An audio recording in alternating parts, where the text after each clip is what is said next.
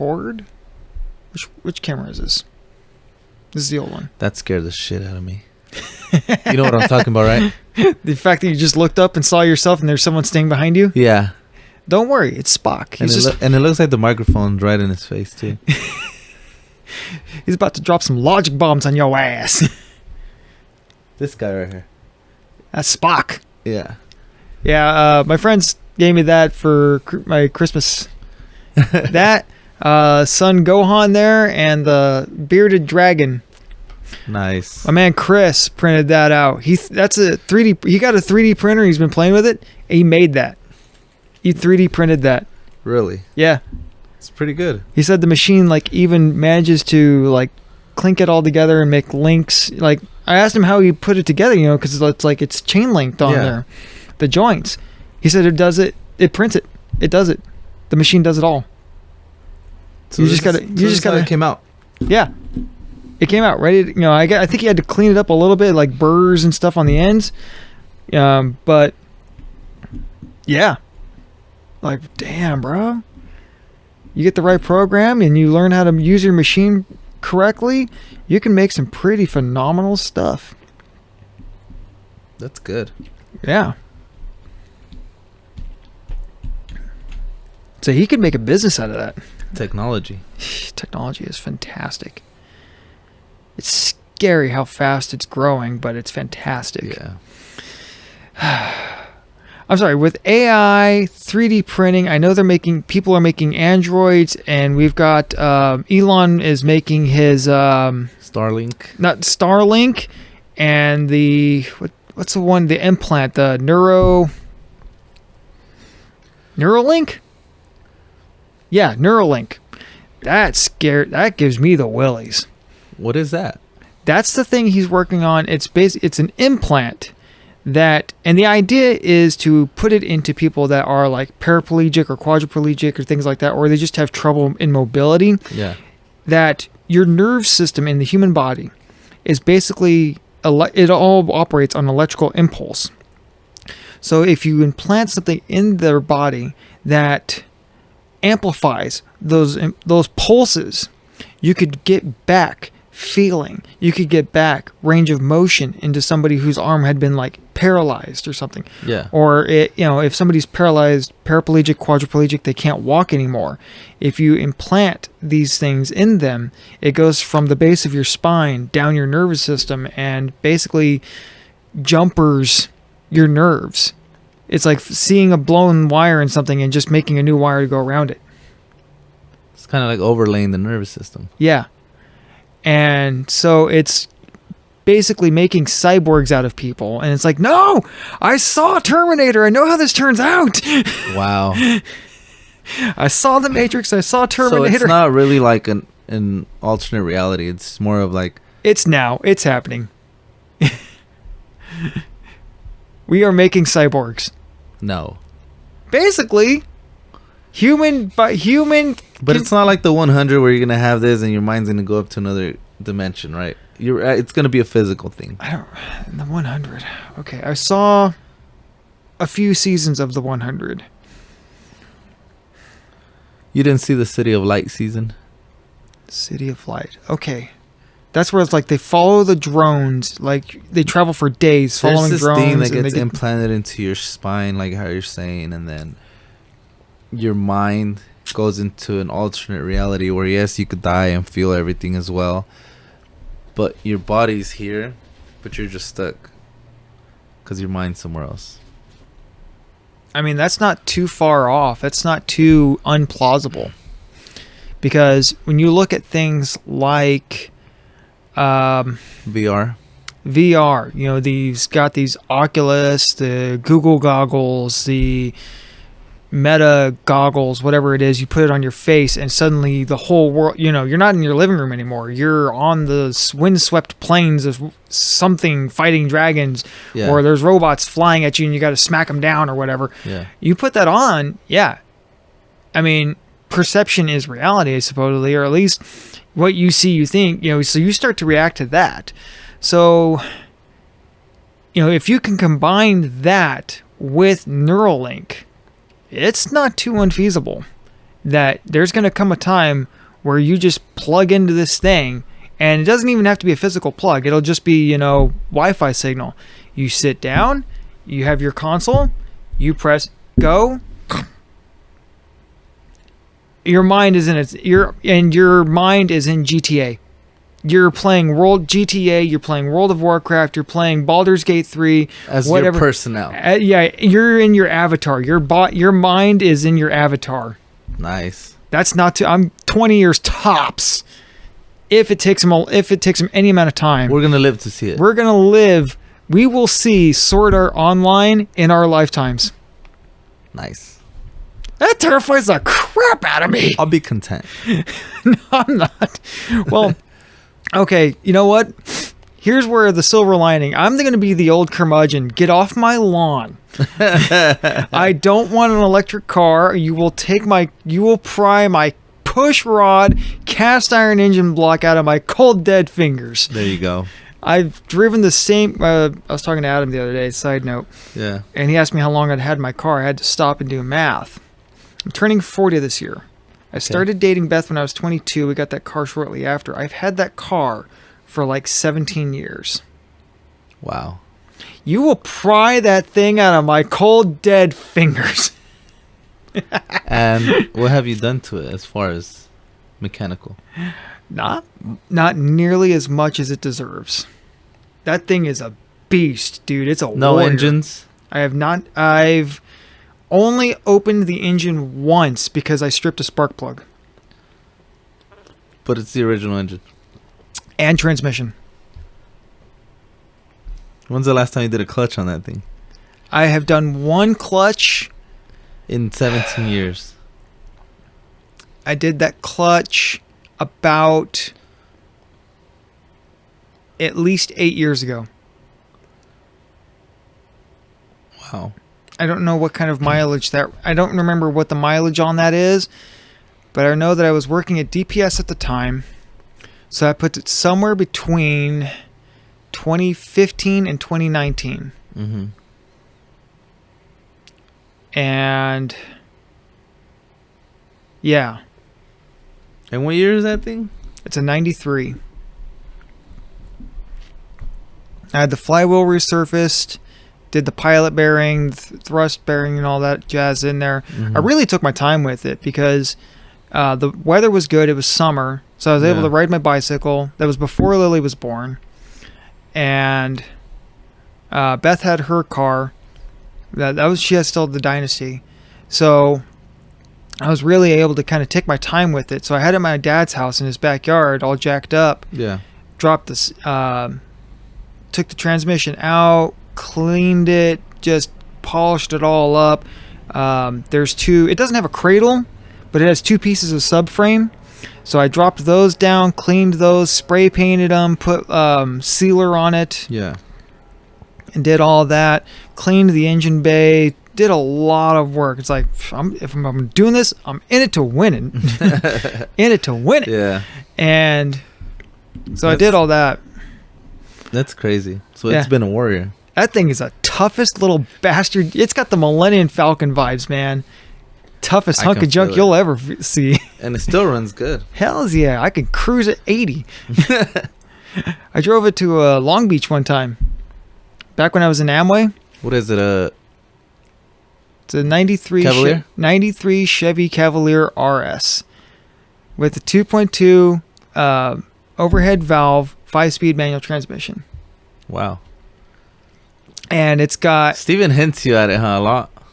Oh, me and him give each other so much grief on that. He's just like, it's too freaking old, Mark. It's too old. It's like, bite me. Wow. But he is a Saturn and Ecotech fanboy.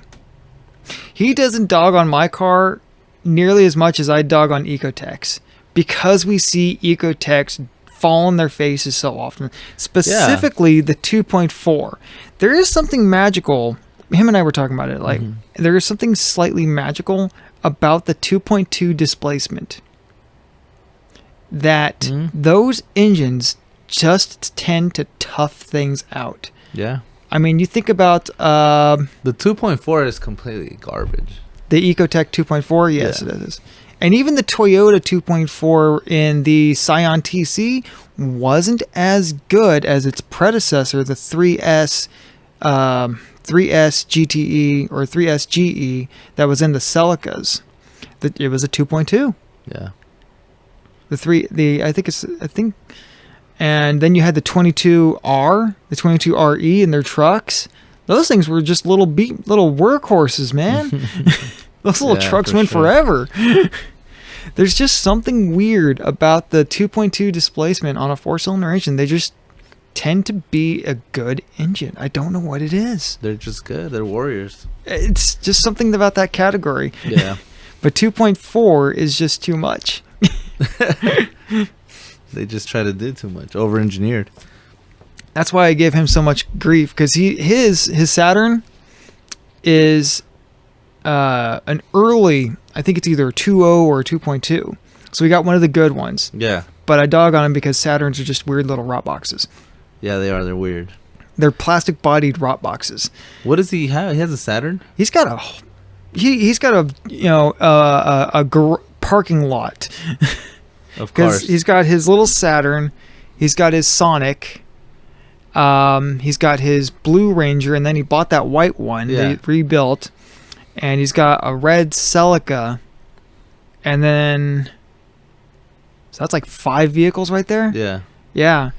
And then for a while there, intermittently, he had his nephew's Dot Neon that he rebuilt. The SRT? Yeah, no, ACR. Turbo. Was it turbo? I don't think it was turbo. No?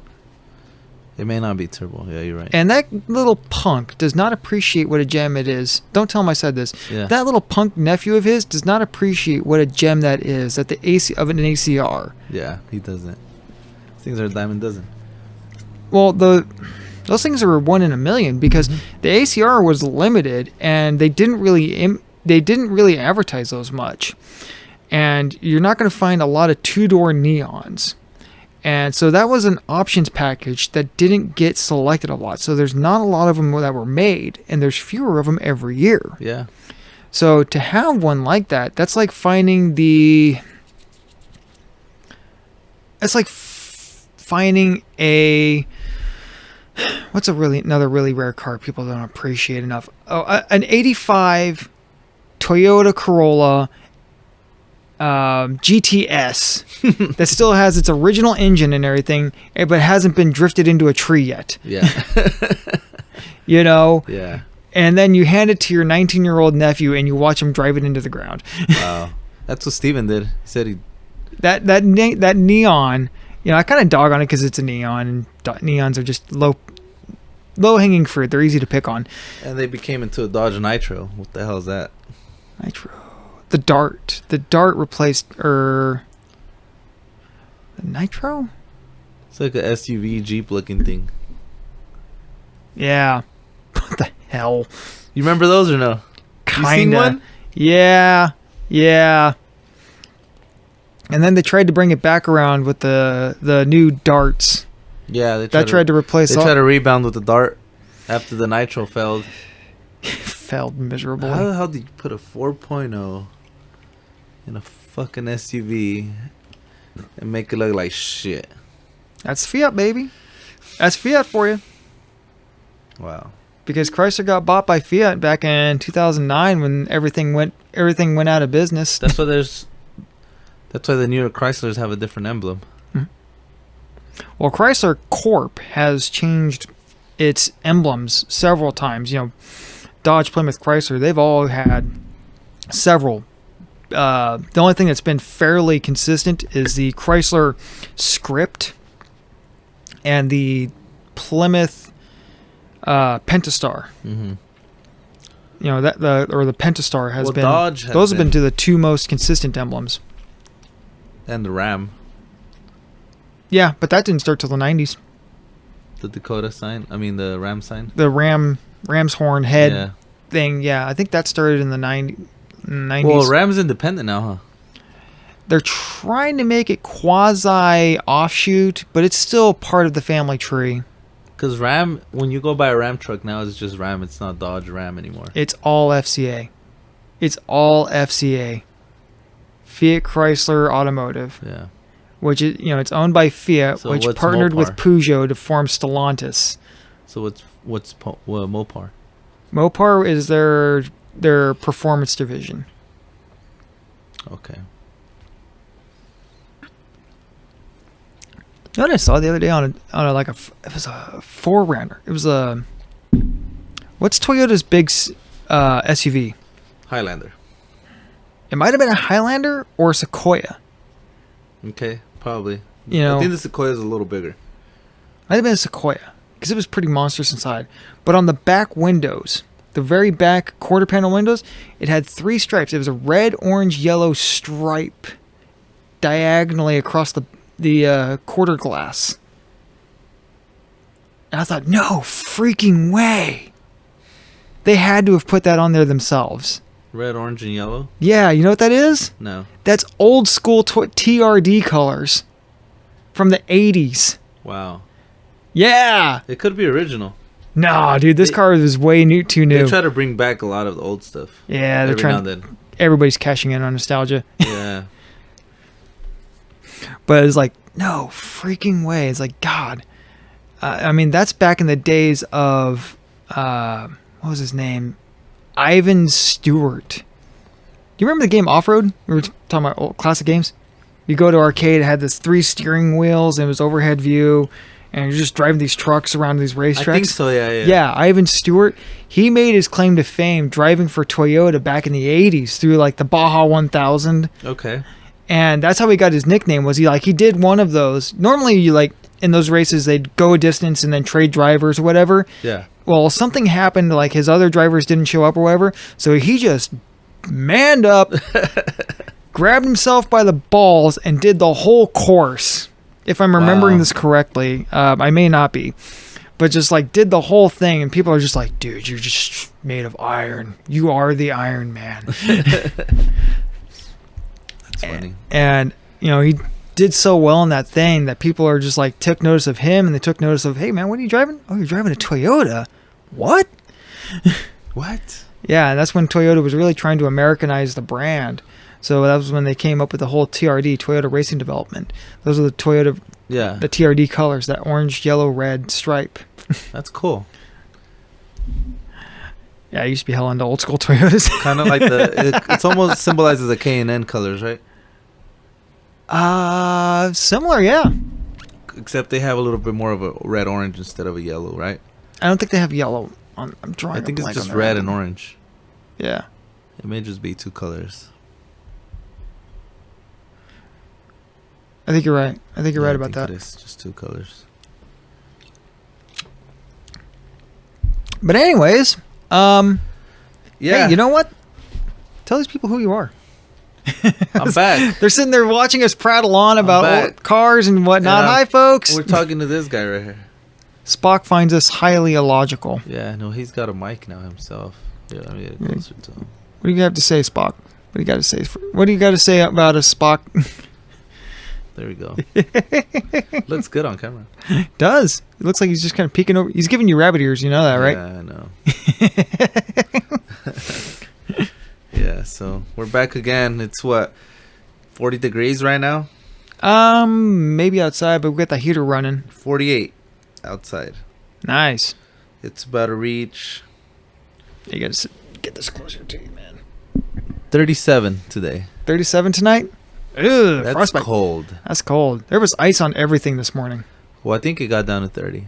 That sounds about right. Yeah, my dad lives Freezing in, point's my 32. dad lives in Corsgold near the casino, and he had snow 2 days ago. Yeah. Yeah. Tim almost didn't make it home the other night. During one of the days when it rained real hard, there was a lot of snow. He lives towards the hills. He lives right by where my dad lives. Yeah, up there. Okay. Yeah, he you're lives saying he lives in Oakhurst, though, so he's a little bit more up than we are. Yeah, there was some hill he has to go down. He was talking about, because he's got a Outback. Yeah, he's got Subaru. he's got a Subaru Outback. But apparently the roads were so badly snowed and ice that him and another guy also in a Subaru just kind of would kind of going down this hill, and then they'd start to go sideways, and they took turns kind of getting into the snowbanks. Wow. You'd have to kind of slowly crawling down this thing. Yeah. Back up. Try it again. Well, my dad said that his wife didn't make it up the hill, so he had to go get her in the 4x4. Damn. She had to leave her car down there. Oof. Yeah. So, Ricardo, did you do your homework? No, I didn't. I've been so overwhelmed, and Yeah. you know, but I've been good. I've been good. It's just a little surprising to me that we got slow, but had to adjust and get busy. Where there's a will, there's a way. Yeah, of course. Most of the time. Of course. But besides that, yeah, I've been just nitpicking at different things lately, you know. I kind of like the idea of the way they described in the beginning of the video how we're pretty close to coming, well, probably not pretty close, but coming to an end. I don't think we're coming to an end. Or it said something like, Are you talking about the Vulture Stone? no, it was way before that. I don't think I got that far. Okay, because I think what you're... Okay, are you talking about the one I sent you? Yeah. Which one was that? Was that the Y-Files video? Was it that one? Because I'm pretty sure I sent you a couple of different things.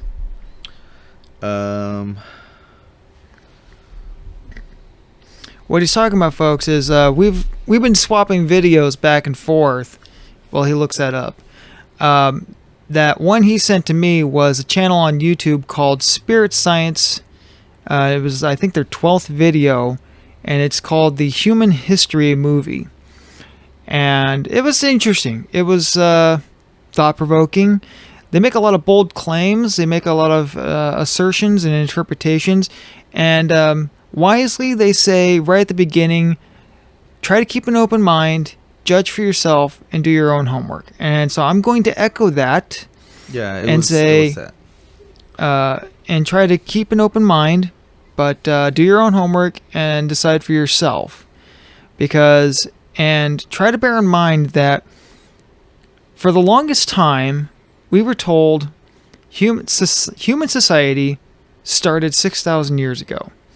And that before that, it was all just primitive hunter-gatherers coming right out of the Ice Age. And then suddenly, bam, somebody by accident figured out that if they took the seeds that they were harvesting and threw them on the ground, it would grow more plants. And that kind of gave the idea of agriculture. And that once they figured out they didn't have to constantly go out and find more food, they could grow their own. Then they could stay in permanent settlements. And then that gave the idea of starting, they didn't have to constantly nomadically move around. They could start permanently settling areas. And that gave the birth to cities. Or at least villages and then towns and cities and so forth. Well, I think that's what we were told for a long time. But I mean, it doesn't really make a lot of sense. Like, first of all, how are you going to come out of an ice age? Well, we did come out of an ice age. Well, I mean, the temperature shifted, the ice began to melt, and it melted damn fast. Okay, but you think the whole world was frozen and there were sections where they weren't completely frozen? They were still able to survive just off fires and living in caves and being able to shelter themselves. Yes and no. Because if you throw somebody in the middle of Antarctica without any equipment, you're going to die. Nothing's alive.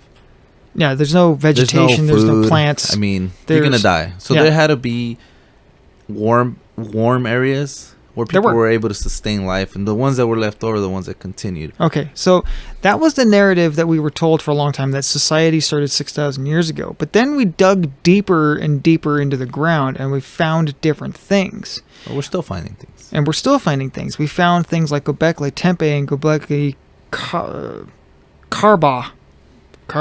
I'm getting the names. I don't speak Turkish, or whatever it is. Oh, that goddamn cat's back.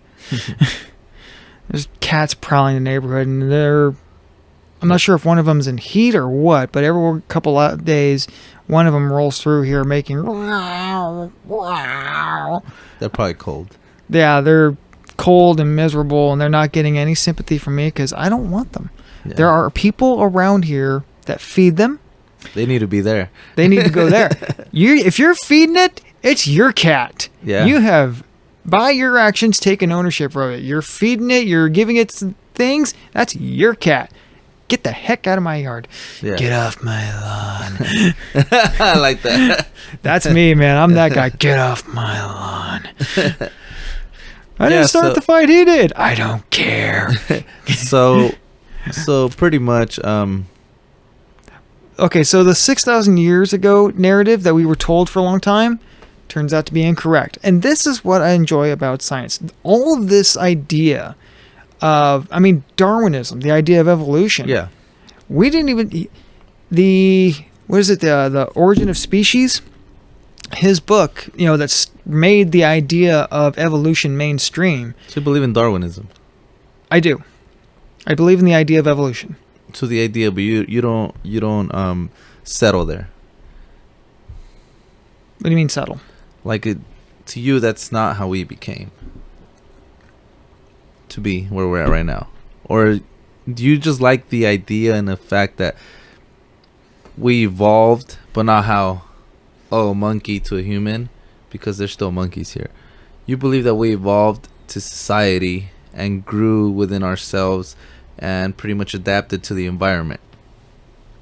First, we adapted to the environment, and then we started making tools, and then we crafted the environment to our needs. we evolved in an intelligent matter, in a environmental matter. Now that you were a monkey and now you're human, and you have all this going on for you. Yeah, that's a heavy abridgment. Yeah. You're basically abridging about a couple hundred million years, but yeah. Yeah, because I believe in evolution, but I don't believe in the way it's been described to us. Well, they're still figuring it out. Yeah. There's still a lot they haven't learned, but they keep learning new things, such as society did not just start 6,000 years ago. It started much earlier, closer to 15,000 years ago. I believe longer than that. I know you do, but we haven't found the rocks yet. There's rocks that are millions of years old. Well, there's rocks. Okay, we haven't found inscribings, buildings, tools, DNA. Not DNA, but human remains. Remains of society. Yeah, that are older than 15,000 years. Right. The oldest society that we have found, we're really jumping forward here, was what they've called Natufian culture. Okay. Which is in the region we call ancient Anatolia, which is in Turkey. Yeah. Which is where Göbekli Tepe and the... What the hell is the name of that? Kara Tepe. I really need to watch that whole video. You really should. I really do. Tos Templar. Yeah. I know it's really good. It is. I know it is. And it'll expand you a little bit. Tos Templar is this huge network of cities. Göbekli Tepe seems to be about 12 to 13,000 years old, which was built after the Younger Dryas impact. Mm-hmm. The Younger Dryas impact is about 13,000 years ago. Okay. So we were coming out of an ice age. Here's what we've pieced together from the story as it stands today, from what we have found so far. Mm-hmm. Okay? I'm going to preface it with that. Was that as the ice age was coming to a close, that it was the temperatures were starting to shift. Now the world wasn't one big snowball. There were still warm places. Yeah. And Earth was actually, the ice age lasted for, I have it written down somewhere, a good couple million years. And sorry, my notes are a little So the ice age, the Earth was frozen for 1 million years. A good couple. Million? 2.6 million years. The ice age lasted for 2.6 million years. But it wasn't snow and ice everywhere.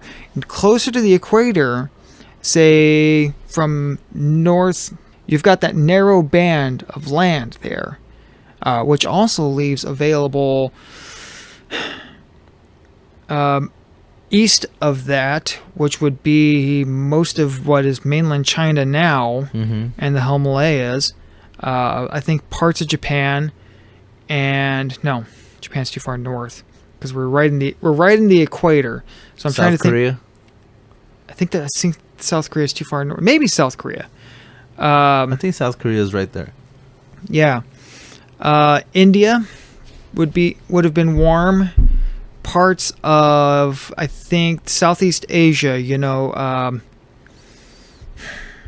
Vietnam, Cambodia, Thailand, Burma. That would have been lush jungle, and Ecuador, Honduras, southern, maybe the bottom half of Mexico, El Salvador, Bolivia, Peru, the northern parts of South America. Colombia would have got a little bit. Yeah, and the Caribbean areas. Those areas, ripe for life. Warm, full of plants, full of animals. Yeah. And that's where we really made the jump from prime, like Homo erectus into Neanderthal and into Homo sapiens. 2.6 million years in this environment, this rich, animal thick, lush area. Yeah, it's my brother. Uh-oh. Probably needs help. Uh-oh. What's up? We will now have a short intermission.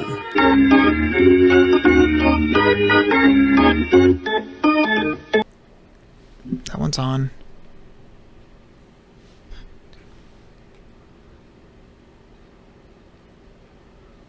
They're both blinking. There it goes. Okay. Yeah.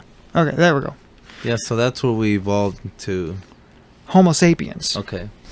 And because of what we had to go through. Climate change, food. Well, the climate for those 2.6 million years was roughly stable. Yeah. But as that started to thaw. So everything else was frozen. Where we're at right now is frozen. Yeah, we're in California. It would have been, under miles of ice. North America was under sheets of ice miles thick. High. Miles high, thick sheets of ice, yeah. So nobody was walking United States. Probably not. No. So there was only certain humans alive, or Homo sapiens alive, in certain areas of the world. Right. Everything else was dead. No, it was alive. Animals and plants, tons of it. Frozen though. Around the equator, plants and animals, tons of them. Yeah, but I'm saying where it was frozen. Oh yeah, dead. It's a frozen wasteland. Yeah. There's nothing there. It's too cold, or at least life as we would know it, probably wouldn't survive there. So how was the ocean? Most of it was frozen, or at least unless underneath the ice. So there was no waves. There was ocean, just less accessible than it is now. Most of it was covered in snow and ice. Most of it was covered in huge ass glaciers. Wow. Yeah. That's why most of it's still cold. The ocean? Yeah. Well, a lot of that and the Coriolis effect keeps it cycling from the equator to the north and south poles. Yeah. It just does this. The Gulf Streams, or not Gulf Stream. Anyways, it cycles like this. Yeah. That's why it's always raining in the northeast and England, and it's always kind of and rains here, but it's not always certain places. Is it just the wind currents and the ocean currents are just circles because of the way the Earth spins, it causes those. Yeah. So as that was starting to thaw, what we've called the Younger Dryas impact, Earth got rocked. Bam! Big old freaking meteor. Almost as big as what we think ended the dinosaurs, the reptilian dinosaurs, or what they call non-avian dinosaurs, that probably caused the Ice Age to begin with. If I'm remembering all this correct. Yeah. So temperatures were just starting to rise. Earth gets smacked by the huge ass rock, or a couple of slightly smaller rocks. Yeah. And that sends us back into an ice age. So temperatures were starting to come up. Boom! Because debris in the atmosphere ejecta or up into the atmosphere causes huge ecological damage, sends us right back into an ice age. But this time we were ready. As early Homo sapiens, we had already been living in areas that were snow and ice. Yeah. We had started to branch out from the jungles, and we were ready for it. Those Neanderthal Homo sapiens were ready for it. So that was actually a return to normalcy. We were struggling to deal with the warming up. Okay. So when it got cold again, like, hey, back to normal. Okay. So it was kind of like what we go through now. It's hot, 110 degrees. We can't bear with it. Boom, it starts getting fresh. Hey, it's back to normal. Yeah. Then it starts getting too cold. They're like, oh, we can't deal with this. Here comes summer again. Back to normal. And then it gets super hot and then super cold, and it just returns to a cycle. Because Fresno only has 2 seasons. So to them, it was okay. Here it's getting hot. It's getting hot. We can't deal with this. What are we doing? Everything's melting. Our water supply is melting, turning into water. We can't keep up with it. We're losing water. Boom! We get hit with an ice age. All right, guys. Another mini ice age. Yeah. Back to normal. Yeah. Yeah. Okay. And well, that lasts a while. I forget exactly how long, but then it started to warm again, and it warmed fast. Wow. I think something had shifted in the Earth's orbit that caused it to melt fast. The glaciers melted fast, damn fast, and that's where and it, like, not just slowly over thousands of years like it was going to, like it had started to. Yeah. Hundreds of years or even thousands of years. No, this happened in like months, weeks. Wow. Glaciers melting, huge glaciers. There was huge super lakes that in the North America that they believed are what caused the Grand Canyon. When it melted, just this huge torrent of water down what became the Colorado River. Yeah. Boom. And that's if I'm remembering correctly, they think caused the the Grand Canyon was the melting of one of these super lakes. As the glaciers melted, it became a super lake, and then that super lake broke through its lowest point, the weakest point, all that water at once. Yeah. It's like take a hose, put it on the ground, and then turn it on full blast. Yeah, does it make a hole? Yeah. Crazy, huh? Yeah. Wow. So here's where it gets interesting. It kind of comes into the spirit science But what video. happened with the rest of the water? Huh? What happened with all the rest of the water? It had to go somewhere. A lot of rain? A lot of rain. That's where we get a lot of our oceans and the things like the Great Lakes. That's where a lot of that went. The sea levels were a lot lower because most of it was locked up in those super high, thick glaciers. Yeah. So the sea levels were a lot lower. So it may have been possible for humans to walk distances around into different places that are now underwater at the equatorial places. Yeah, for sure. Where they were still living. They might have traveled around. Yeah. And that's I think that's one of the reasons why in a lot of these primitive stories around 12,000 years ago, we find cultures springing up and starting, and a lot of them have very similar legends. Okay. The brightest star in the night sky, the star Sirius. Mm-hmm. Sirius is an old word. I think it's Greek for dog. Okay. But in Greek, Egyptian, Mayan, and I think forgot the name of it.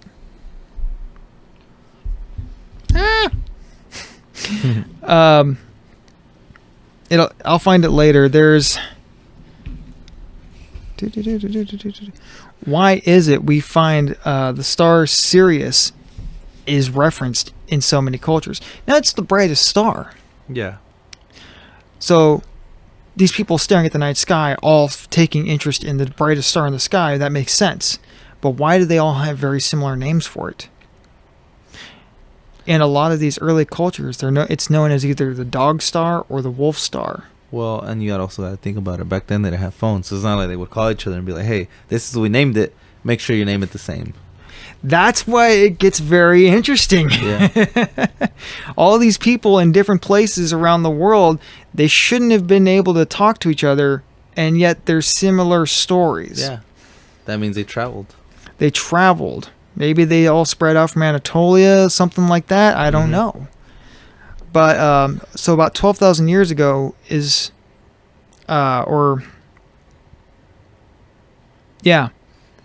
that's when we start seeing things like the TOS Templar Yeah. city networks kind of rising up. And so, but it's weird. It is weird. And then you were saying, so how does that go back into spirit science? Was because what? Okay, so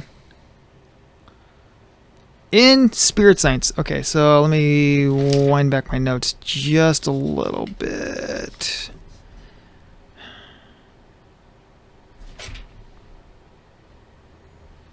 Okay, so according to Spirit Science 12, the Human History movie, like I said, I think they make a lot of bold claims. Yeah. And maybe some of their information's out of date. I didn't look how old that video is. Okay. It might be a couple years old. Yeah. And maybe we've learned a few things since then, or maybe they just didn't know. That Lemuria, Mm-hmm. they say it was a long string of islands near what is now the Caribbean. Okay. And it sank into the ocean around the same time the continent of Atlantis rose. Okay. Which, I don't know, maybe if I'm nitpicking a little bit, it's like, well, wait a minute. They also say that Lemuria was sometimes enemies, sometimes friends with Atlantis, because Atlantis was supposed to be like one of the colonies of the children of Lemuria. So, did they exist at the same time, or what? They sank, and then they rose again. So the whole continent sank and then came back up? Yeah. Okay. If I'm not mistaken. I think Atlantis was there with them when it re-rose. Okay. Now this movie says that Lemuria was in the Caribbean. There's other sources out there that say that it was somewhere in the Pacific. I think if I'm not mistaken, there was 2 Lemurias. I'm from what I've read after, like you're saying. I don't know. That sounds convenient. It could be. That sounds a little too convenient. Well, who said that Well, okay. Lemuria was near the Pacific? Other videos I saw. Okay. So that's pretty much just... But all of that is kind of speculative because most of them are saying that Lemuria existed 50,000 years ago, roughly. Yeah. We have not found yet any proof positive buildings, ruins, Of Lemuria. Lemuria. Okay. All of this is say-so. Yeah. It's rumor. Yeah. I mean, it's kind of like the gold plates and this in Spirit Science movie. They even talk later on in part of it. They talk about the jade tablets of Thoth. Or is it jade or emerald? Yeah, jade. The emerald tablets, but I don't think they're of Thoth. He supposedly wrote them and then was supposed to have sealed them in a chamber in the Great Pyramid when he was Pharaoh of Egypt. Yeah. He supposedly wrote them and then sealed them in one of the bottom chambers of the underneath the Great Pyramid. That supposedly, and that they can't be damaged by anything we've made. They can't be damaged by time. They're just completely perfect and impervious to all things. Yeah. Well, here's the problem. Nobody's found them. We have supposed translations of them, but nobody's found them. Because he was supposed to seal them up. Yeah. So how do we have translations of something that nobody has ever found? I think they found scripts or some kind of reference to them. Yeah, I call bull. Wow. I call suspicion on that one. I mean, that's...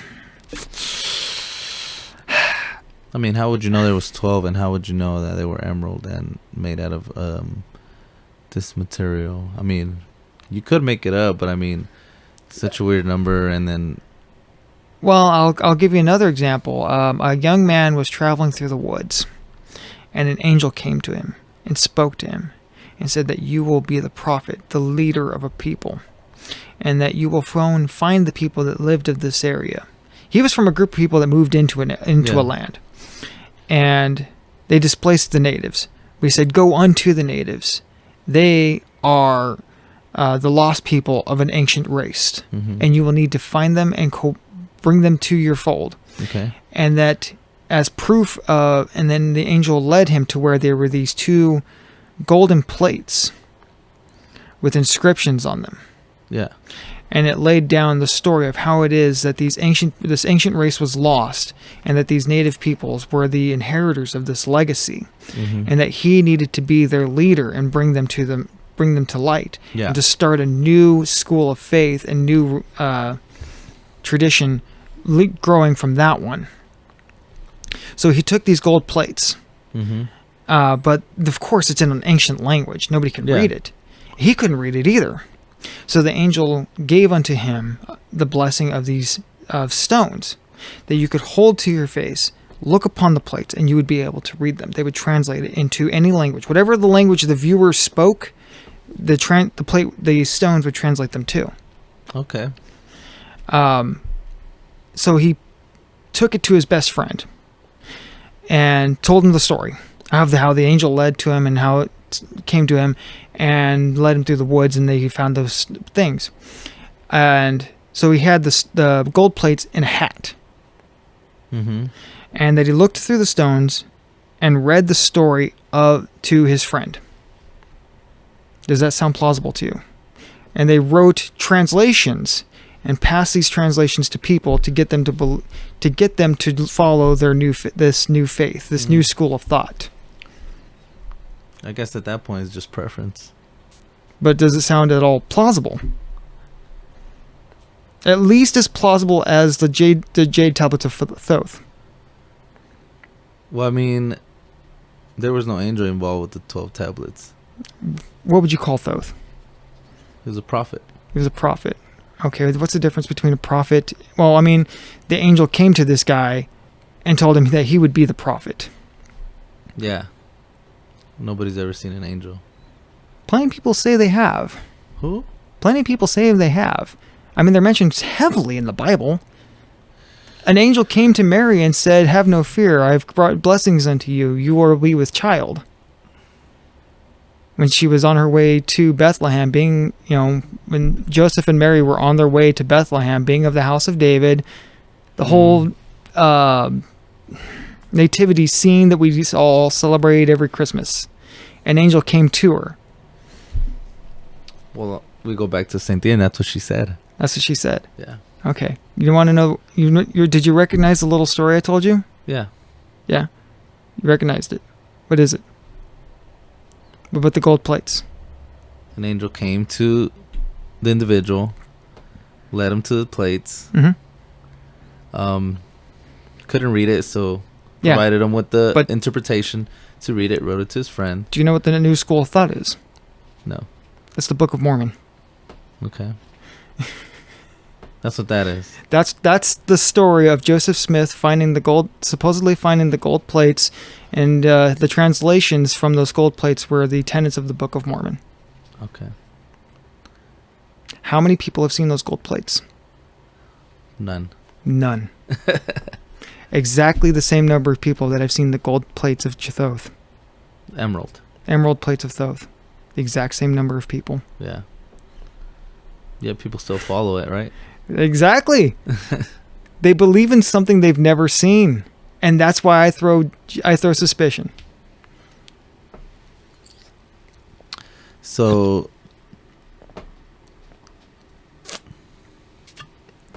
why do people believe in the Bible then? It's been culturally homogenized. It's been homogenized, and what's the word I'm looking for? But 90% of what's said in there, people have never seen it. True. And people believe and it. I would say that large portions of it, or good portions of it, amount of it, are complete fabrication made for political purposes. For their benefit. For the benefit of the person in control of what was written in there. Bearing in mind that the first Bible wasn't actually written, and I use the term written loosely, it wasn't constructed until approximately 335 AD, and that the first drafts of that were constructed by the Council of Nicaea, by the then Roman Empire, because Christianity... So nobody who actually wrote the Bible met Jesus. Yeah. Especially today, when we all kind of turn to the King James. King James version of the Bible was written in 1150 or something like that. Somewhere around there. AD? AD. Well, Yeah. obviously. Yeah, 1150. Obviously, AD. It's kind of hard to have Christianity without Christ. Yeah, you're right. You know what AD stands for? I don't. Anno Domini. Year of our Lord. I know what BC stands for. That one's pretty simple. Yeah. But, so, what I'm saying is, yeah, people are believing in something they haven't seen. Yeah, well, a lot of people believe they've seen Elvis. That's your conclusion. Yeah, so, I mean... A lot of people believe the earth is flat and that Elvis is still alive. So, and then people believe the earth is round and they haven't seen it being round. I'm not a flat earther, by the way, but it's just up in the air, man. You can run scientific experiments for that and prove it for yourself. For both sides, though. They ran scientific experiments that the earth is flat and have passed them. They ran some scientific experiments that the earth is round and they've passed them, too. I haven't seen anybody fully explain how it is a flat earth would work. You maybe haven't looked into it enough, but if you look into it enough, it's even written in the Bible. Yeah, well, I don't believe the Bible. Me neither. That's why I'm completely biased. Until I see it, And I don't believe it. And you know so what? right now, I stay completely neutral. We're just living You know what? somewhere. Even a scientist working for the Vatican said that there is no science in the Bible. There's not. He is a Vatican astronomer, and he said unequivocally, flat out, he said that there is no science in the Bible.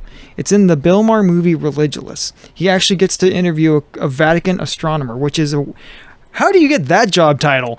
Yeah, right? I never heard of that. Like, I did not expect that. But, and the guy's like, okay, when you think about science, coming up through Copernicus, Galileo, Isaac Newton, Einstein, you know, science as we know it.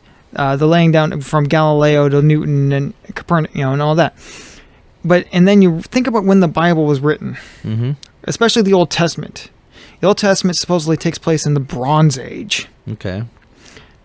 How do you expect there to be anything resembling modern science in these Bronze Age stories that were all passed down verbal tradition for hundreds of years, and then finally recorded hundreds of years after they happened, and then get lost and then go back into verbal tradition and then get recorded again. Yeah. And then get lost again. Because the Old Testament is based on the Torah. There's actually books in the Torah that the Old Testament doesn't have. So that's editing right there. That's blatant. Okay. And so, but then the New Testament, the story of Jesus, has tons of holes in it. Yeah. What was Jesus like as a teenager? I mean, there's zero mention of it. I mean, is there even any information on, like, anybody that's seen him? It's like you see him when he's conceived. You see him born, the nativity scene. You see him like once when he's like 8, when he's screaming at the Pharisees, what are you doing in my father's house? And then poof, he's 33. And what did he like to eat? Don't know. I don't care. I mean, that doesn't matter. I mean, it does, because like you're saying, there's so many holes there. I mean, but it's like, so you can't, the Bible is worth taking serious, but not literal. Yeah, of course. Because if you read between the lines, you will find some good information there. You will find some good virtues to emulate, some good moral backgrounds. Don't hurt people. Don't take their stuff. I mean, when you consider the 10 Commandments. Yeah. I mean, you can throw suspicion on the story of how Moses went up to the top of some mountain, light spoke to God, lightning strikes. Lightning struck the rocks and formed 2 tablets, and then he brought them down to give them unto the people so that there would be laws in the lands and they would stop doing things that they weren't supposed to be doing. Deuteronomy, I think? Or is that Exodus?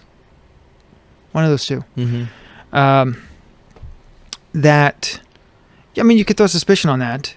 But when you read the 10 Commandments, the second 6 through 10 is good advice. Thou shalt not steal.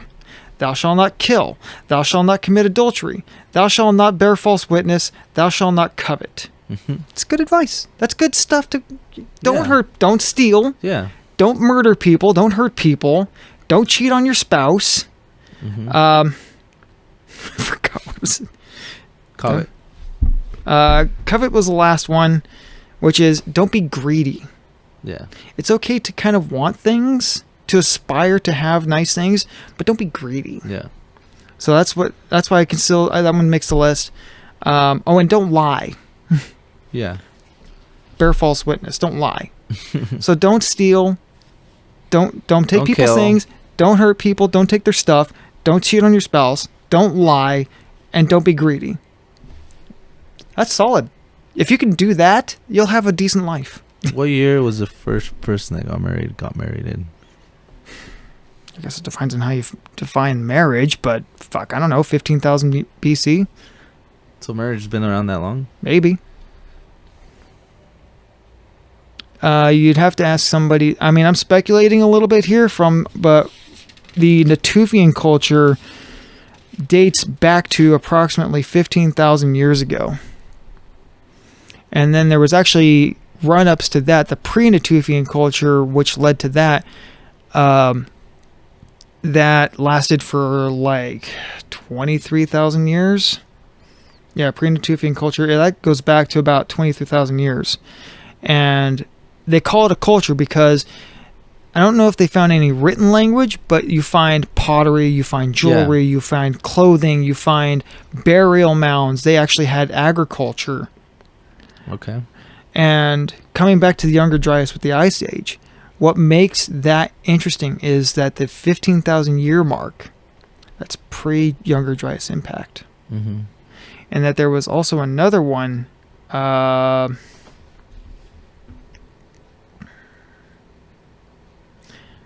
the Kortik Tepe, which is found, again, Anatolia. There's so much happening in Turkey right now. Yeah, I'm so excited to watch it all. They find carvings, tools, fishhooks, pottery, and burial mounds and things like that. They find people that have been buried with ornaments. Wow. Funeral ceremonies. Yeah. So maybe they had wedding ceremonies. I don't know. Yeah. I mean, if you're having funeral ceremonies. Because if it says in the Bible, do not cheat on your spouse, meaning being married. Yeah, well, that was 6,000 years ago. That's Bronze Age. Okay. Makes sense then. Yeah. So it wasn't in the Old Testament. No, that is Old Testament. Moses, that's Old Testament. Okay. That's Torah. Yeah. That's the Torah. But then again, Adam and Eve were supposedly married, so... I mean, who else is they going to marry? They were the only 2 people on Earth, supposedly. Depending on how you interpret Genesis, I think God plays favorites with that one. Yeah, I feel the same way. But the thing about the Kortik Tepe is that it happened during the Younger Dryas Ice Age. Okay. So you've got Natufians that were living in the ice at the end of the Ice Age. Things start to warm up. Younger Dryas happens, sends us back into the Ice Age, and then you've got the Kortik Tepe, which is happening during that little Ice Age. Okay. And then flash floods everywhere, destroy everything. People dying. Shit's destroyed. Massive amounts of geological change. and then a couple thousand years later, go back Tempe. Wow. Imagine waking up to that. Like, everything's gone. All the floods are gone. Everything's bright sun. Everything's green. The first I don't think it works that way. No, like, I mean, it took a while. Massive floods don't just go away in one day. It took a while, but imagine the day that it actually... Google Hurricane Katrina for details. But imagine the day that you actually, like, were traveling, getting away from that, and got over the hill to that. Everything that was dried out already. Hey, look, Eden. Would have been nice. Would have been nice. Would have been nice to see that. Yeah, I mean... There are very few places in the world now that you can actually look at something natural. Everything's been pretty much touched. And that's that's accessible. Accessible and completely untouched. Yeah. Yeah, you'd have to go pretty far deep into a forest. Yeah. I mean, it's not undoable. Have you seen the line that's in the Amazon city and forest? It's literally like a fucking wall. It looks crazy. You can see it from space. Yeah, it looks crazy, huh? You could go on Google Earth and find it. It's hilarious. It's awesome. I love Google Earth. As much as I bag on Google, it's so useful, and I use Google Earth so often for looking stuff up. It's nice. Yeah. You can see things everywhere on the world. Yeah, you can see it in everyone's backyard. I never thought about that one. Don't be sunbathing naked, folks. Google Earth always be taking pictures. Yeah. There's no privacy anymore. Yeah. We live in the George Orwell 1984. There's no privacy anymore. That's funny. Yeah, so that's funny. It's fucking scary. Nowadays, who cares? Look at people. I care. People are walking around naked anyways. I know. I mean, privacy's been out the window since I can't even remember. Well, I was a kid. Well, I mean, you had a bunch of siblings in a small house. There's pretty much no such thing as privacy there. Yeah. But even going out, people were... I remember one day I was walking with my aunt from school. My aunt picked me from school. I was walking home. And there was this, like, tall African American with a long t-shirt, pants sagging. We're just walking, and he just lifted up his shirt, and my aunt, his thing was just hanging there. Okay, that's a pervert. I was and like, you should have called the police. Well, she was just in shock, and I was just like, okay, that's not privacy, that's modesty, and he had none. That's what the fuck is wrong with this guy? Beats the shit out of me. Still remember that day though. Damaged me forever. I get, yeah. I mean, that's some trauma, man. Damn. But yeah, it was. It's been that bad though for years. Is that a warmer? That's my cup warmer. Check this piece of... Check it, son. Radio Shack. No way. Yes, sir. You remember Radio Shack? I miss Radio Shack. They were Shack awesome. Was it. They were awesome. And we used to have the local competitor here in town, Sparky's Electronics. They had everything. Did they really? Dude, Sparky's was the bomb. And what happened to them? The combination of COVID and online. Yeah. COVID was like the last straw. They had been hanging on for a while, but when that happened, that was like the last straw because everything had been moving online. And plus, we live in a culture of disposable goods. Yeah. People don't really fix anything anymore. It's too complex. Your TV breaks, what do? Buy a new one. There you go. Why buy stuff? Why buy diodes and resistors and whatnot? Light bulb. And LEDs and whatnot to fix stuff when you could just... It's much easier to just go to the store and get a new one. Yeah. And you might as well get a bigger one. Go to Best Buy and get a bigger one. I mean, that's what people do. Yeah. They upgrade. It's all about upgrading nowadays, right? Is it really an upgrade? Mm-hmm. If you're going bigger, it's an upgrade. Yeah, that's what she said. Hi-oh. Yeah, it's funny. So back to Spirit Science. I did watch the movie like a couple of times, and I've got like 4 pages of notes on that movie. So what do you think about the precession of the equinox? Sounds about right. I mean, every 23 years, 23,000. 23,000 years. Thank you. I don't know much about it other than it's supposedly like every 23,000 years, the Earth is knocked off its center or something to the effect, and it like resets everything. Just basically just takes the Earth like a snow globe and just Yeah. have fun with that. That's a good way to describe it. I mean, that kind of sounds like the Younger Dryas. Yeah, that when you were talking about it before you even looked at the Spirit Science movie, you were telling me something about. Oh, it was about the rainforest. Every so many thousand years, it'll get flooded again with water. Oh, the Sahara. Sahara Desert. The Sahara. And I think every 23,000 years is when that happens. Okay, the Sahara is like 20,000, but I mean, you're talking about It's a right margin there. of error of like 3,000 years. It's close enough for me. Which, in comparison to the Earth, it's nothing. Yeah, true. Thinking about how fast we're spinning and moving, it's nothing to the Earth. Yeah, nothing. That's a crazy thing to think of. And I think it even comes either before or after all that's happening. So it's kind of happening in what the a synchronous pattern. Boom, boom, boom, boom. Oh, the deforesting and rainforesting of the Sahara. Yeah, that's happening alongside the Younger Dryas, after the Younger Dryas and all that stuff. After that. And I mean, since you brought that up, there is a spot in the Sahara that many speculate is the site of Atlantis. According to the stories that were relayed to Plato, okay, if we're trusting verbal tradition, which is all we got. reverting to type here, asterisks, lots of asterisks. When Beth and I were talking about like Nordic mythology and everything, or anytime we talk about history, it's like asterisk. We may be getting this wrong. Yeah. So reverting to type there. But I mean, what else do we got, right? What else do we got?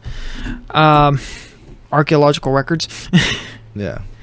But you know what? Sometimes archaeological records back up and prove legends correct. For example, I can give three cities that were considered myth. They were absolutely just cities of legend. It was just myth. Okay. Troy, Heraklion, and Dwarka. I just recently found out about that one while watching that Y-Files movie video.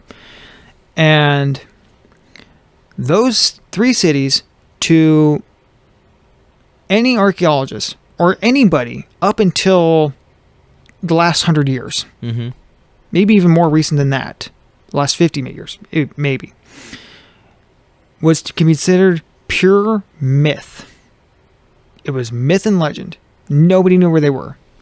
Until I think in the early 1900s, a amateur archaeologist, because early 1900s, the whole theory process of archaeology was just getting started. Yeah. That was when, rich English people were going to Egypt and grabbing everything that wasn't nailed down. British Museum. Yeah. Yeah, guess where they got all their exhibits? Yeah. They took it. Without permission. A lot of times without permission. Yeah. So this amateur archaeologist is fairly certain he's found the existence of some ancient city. He's not sure which one. Or he was looking for another city, uses dynamite to make holes in the ground, finds a city, but then keeps going further down and accidentally discovers what turns out to be the city of Troy. Wow. The city of Troy mentioned in the Iliad. So he discovered it 100%. Yeah. He didn't know it. He wasn't, I don't think he was really looking for Troy. Yeah, he was looking for whatever he if I'm remembering correctly. Folks, Extra History does a phenomenal series on that, and they actually research their stuff way more than I do. Look them up on YouTube. Phenomenal people, man. They do a lot of good work. And they also use cute little cartoons. Nice. Yes. Like it's a great way of doing it. It is. It keeps you focused, because if you just have something like somebody talking, like you mean two people sitting at a red table yammering? No. But I mean, if it's just an ongoing video and there's no sense of humor. Oh Like, my God, there are you so can many lose videos focus. out there. I know exactly what you mean. I was trying my best to listen to one. I gave up after like 3 minutes. Yeah, but if you have little cartoon characters and shit coming out the sides, then the it kinda narration. keeps you- Okay, you can have crap video and still get people's attention if you have good audio. Yeah, true. You can have some really bad video if as long as your audio presentation is good, you will still capture people's attention. I was listening to a video today at work while trying to mentally prepare myself for tonight, Yeah. just to refresh. And the narration, it was done in a way that truly grinds my gears. Because the guy talked like this, and then they sewed it, and blah, blah, blah, and then they found this hole, and then they dug this, and then Wow. the people of this place found this city, and it's tradition for this. It's like he just sounds so bored. Or even Like, bored, he doesn't even want to talk about it. like so he sounds so disinterested in what he's saying that it's almost like condescending. It almost Well- sounds condescending as he's saying Well, it. at the same time, if he doesn't sound convinced of what he's saying, it also makes you think maybe he's not even saying the truth and he knows it's not true, so therefore why am I going to believe it Yeah. and show any kind of effect to it and intake that information. Yeah. Going back to the cities or the Okay, the legendary cities that turned out to be true. well, you know what, I was watching a video not that long ago that my brother showed me, and I guess there's this new technology that kind of shoots lasers, and they're able to see if there's any cities or any remains, and they're flying over. Oh, LiDAR. And they're flying over the rainforest we were just Amazon. talking about. Yeah, and they actually discovered a city that Mhm. had a lost city that had been there for who knows how many thousands of years, and it I was know, it's amazing. newly discovered. I don't know if you've seen that. They're finding new stuff all the time. I might have seen it. I might have saw a different video, but yeah, they're finding And it stuff all the time. Completely fucking blew my mind the way they fucking discovered the city. And yeah, That's the crazy thing about They- finding. it was buried in green. Yeah, and that's one of the two things that has slowed down a lot of archaeological efforts is that places that have these ancient cities have either become nigh impenetrable rainforests like the Amazon, Mm-hmm. or they are super inhabited megacities like all of Italy. Or underneath the Twin Towers.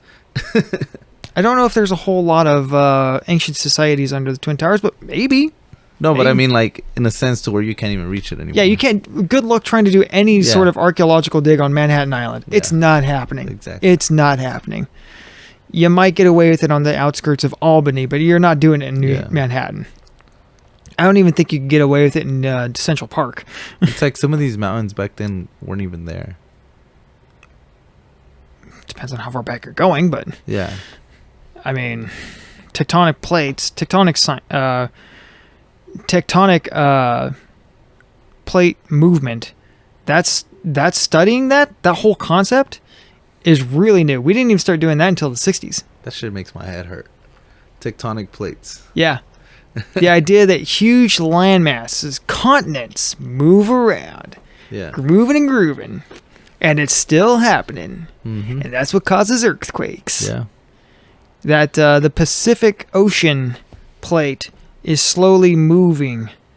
I think it's slightly clockwise motion, moving, as the North American continent slowly makes its way westward towards Japan. So we're getting closer to Japan. Slowly, very slowly, but we are. So eventually we're gonna be next to Japan. Eventually, the Pacific Ocean will be smaller, and the Atlantic will be enormous. If nothing blows it up or gets in its way, into land. So we're supposed to be neighbors with Russia. Alaska already is. Yeah, they're touching. Just about the Bering Strait. You can stand at the tip of that and see across, or no? I don't think you can. It's kind of it's almost like the Straits of England. It's like 20 miles or something gap. It's a little too. It's just outside of visual range, but it's pretty damned close. But it's like 20 miles. I'd have to look it up. I want to say it's more than that. It's probably more than that. I know the distance between Dover and Calais is 22 miles. Yeah. But that's the English Straits, and yeah. But like the Bering Strait, hang on, I'll look. What would happen if those two islands crash up there? What? Antarctica and Russia. Antarctica and Russia? Yeah. If we do start drifting Or do you mean together. Alaska? Yeah, Alaska. Alaska and Russia bumped into each other? Yeah. I mean, it wouldn't happen very quickly. I don't know. Be very interesting. Huge earthquake, maybe? Oh, phenomenally huge. Most of California would probably be on fire. The San Andreas Fault would probably become very, very active. LA is gone. Most of the California coastline is gone. Fresno becomes a beach town. Wow. If the coastal mountains fell, yeah, we would become West Fresno would become beach. So Oakland, San Francisco, underwater. Gone. It's so too close to the coastline. Let's see how. What do you think the San wide? Andreas Fault is? It's the meeting point between the North American and the Pacific tectonic plates. It's literally where two plates are crashing into each other, and the Pacific plate, through what they call subjugation, is slowly sliding underneath the North American plate. So the San Andreas Fault is actually closing. Nope. No, it's not going to close. It's just that the floor of the Pacific Ocean is slowly making its way underneath the North American continent as we move westward towards Japan. Wow. Did that blow your mind? It did. I can blow your mind some more too. Because literally, we're just getting pushed on top of it. Yeah. Yeah. Fuck. It's getting pushed under as yeah. I can blow your mind a little bit more. How tall is Mount Everest today? What, 23,000 feet? Yeah, something like that. Guess how tall it'll be next year. How tall? 23,000 feet and 2 inches. So it's growing 2 inches every year? About. Plus or minus, given wind resistance, wind erosion. Why?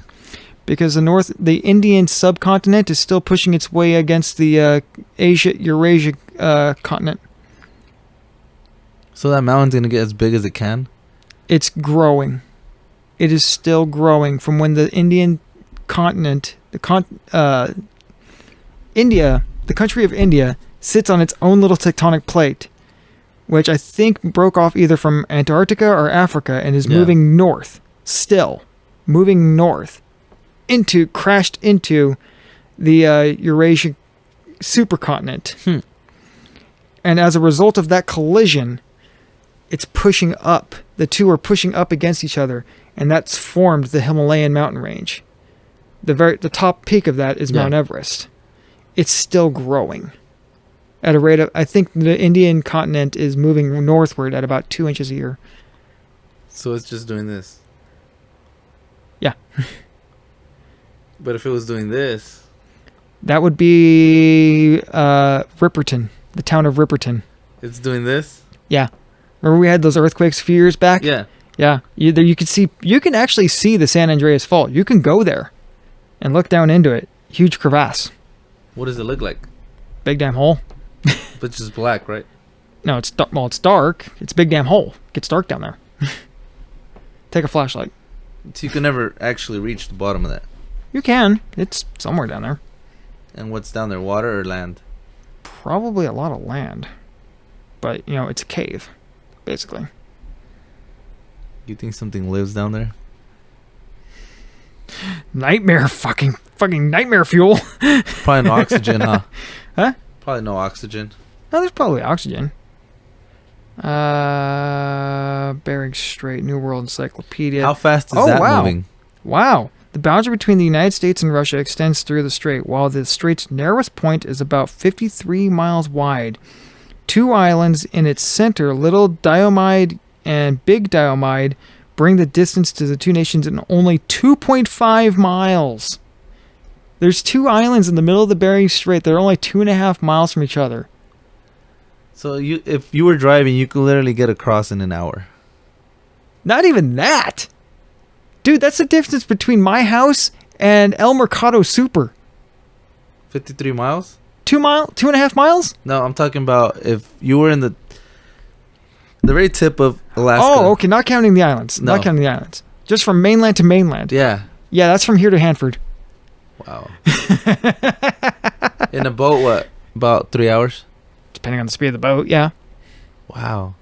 So you don't even got to fly over the Pacific. If you're in Alaska, yeah.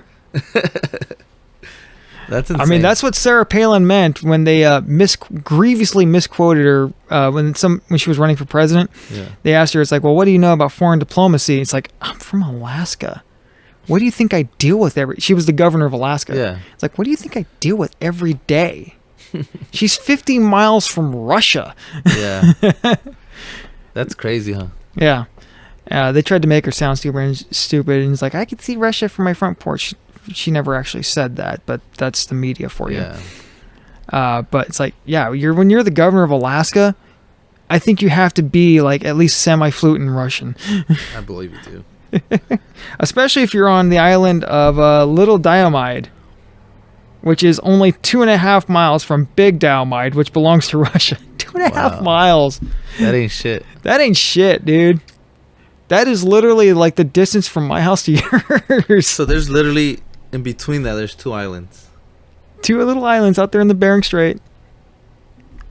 You think those are growing? They're probably the United States and Russia are probably already colliding. I mean, 3 things happen when 2 plates hit each other. It usually goes one of 3 ways. They either push each other up, push each other down, or one of them slides underneath the other. Yeah. So, I'm not. I'd have to look it up. What's happening up there? I'd have to look that up. I don't know. Yeah, for sure. It's that's the northern edge of the Ring of Fire. With the active volcanoes? Yeah. Yeah, we get to live on the edge of the Ring of Fire. Isn't that fun? Okay, but back to, okay, so sometimes archaeology proves legend correct. Mm-hmm. The city of Heraklion, the city of Troy, and the city of Dwarka were all considered pure legend for centuries. The city of Dwarka was actually, if I remember correctly, discovered by accident. A guy bought a house, he'd been living there, decided he wanted a little more room. Went down to his basement, and India is like super populated. It's like Manhattan, super populated. You can't expand outwards. So what's he do? Dig down. Goes into his basement, decides he's going to make a bigger basement. What the hell? Busts through a wall and finds that somebody has already expanded his basement for him. He accidentally found what turned out to be, he finds this cave network.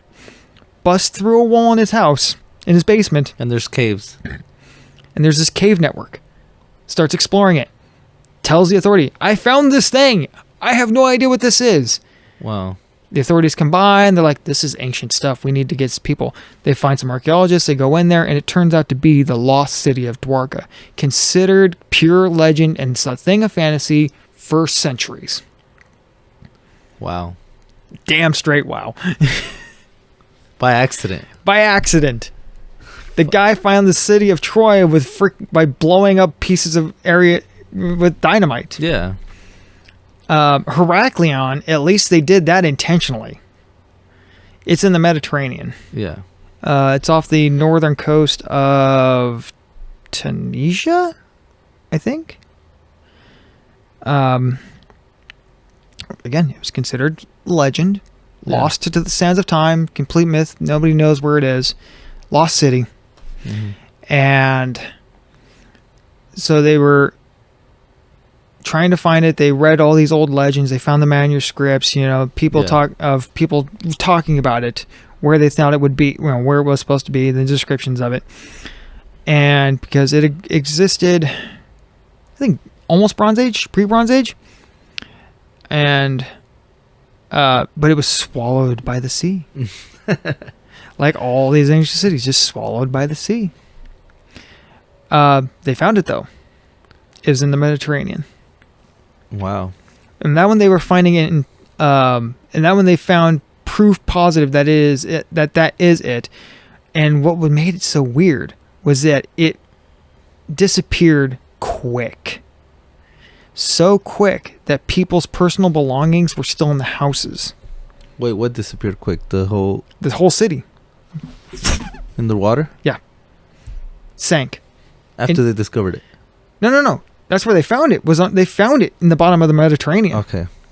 But when it disappeared quick. It disappeared fast. Because of what they found inside. No, they figured out that it that it sank quickly. It's like, because if you're in a town and it's sinking, you're probably going to grab your stuff. Yeah. And skedaddle. But if there's no time, you just skedaddle. I can get new stuff. Yeah. So they found people's tools, people's clothing, what was left of it, their daily use items, things, gold, jewelry, metal things that were still in where houses were. Yeah. And they found all these stones, temples. They find all this stuff. And it's like, well, I mean, if there had been time, people probably would have got the stuff out. Yeah, of course. You don't leave nothing behind if you have time. Especially gold. Yeah. Gold is valuable. And jewelry. It's valuable. You're going to need that to get out of there and go start somewhere else. Yeah. Because you can trade that. Well, they were finding all these objects still in these houses, still in the temple, still in the storerooms of this sunken city. Wow. And then they found this huge slab with writing. They found all kinds of writing, but one of them was this huge slab, and it was near a temple. It's like, this looks important.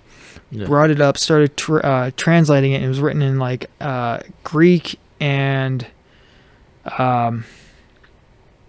hieroglyphics. Might have been hieroglyphics.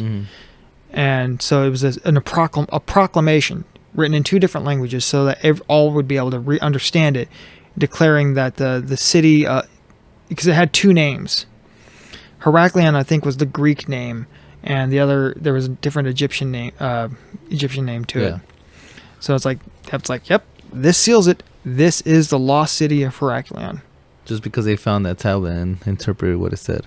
And we're able to translate it. Yeah, translate. Yeah. And it was like some sort of royal proclamation. Yeah. Concerning the city of Heraklion. It's like, we found it. That kind of sealed. We found an addressed envelope here. That kind of seals the deal. Yeah, exactly. What more do we need than that? Yeah. I don't know, a blinking neon sign. So maybe someday we'll find the fabled city of Atlantis in Lemuria. We haven't found Atlantis? There's a lot of speculation as to where it might be.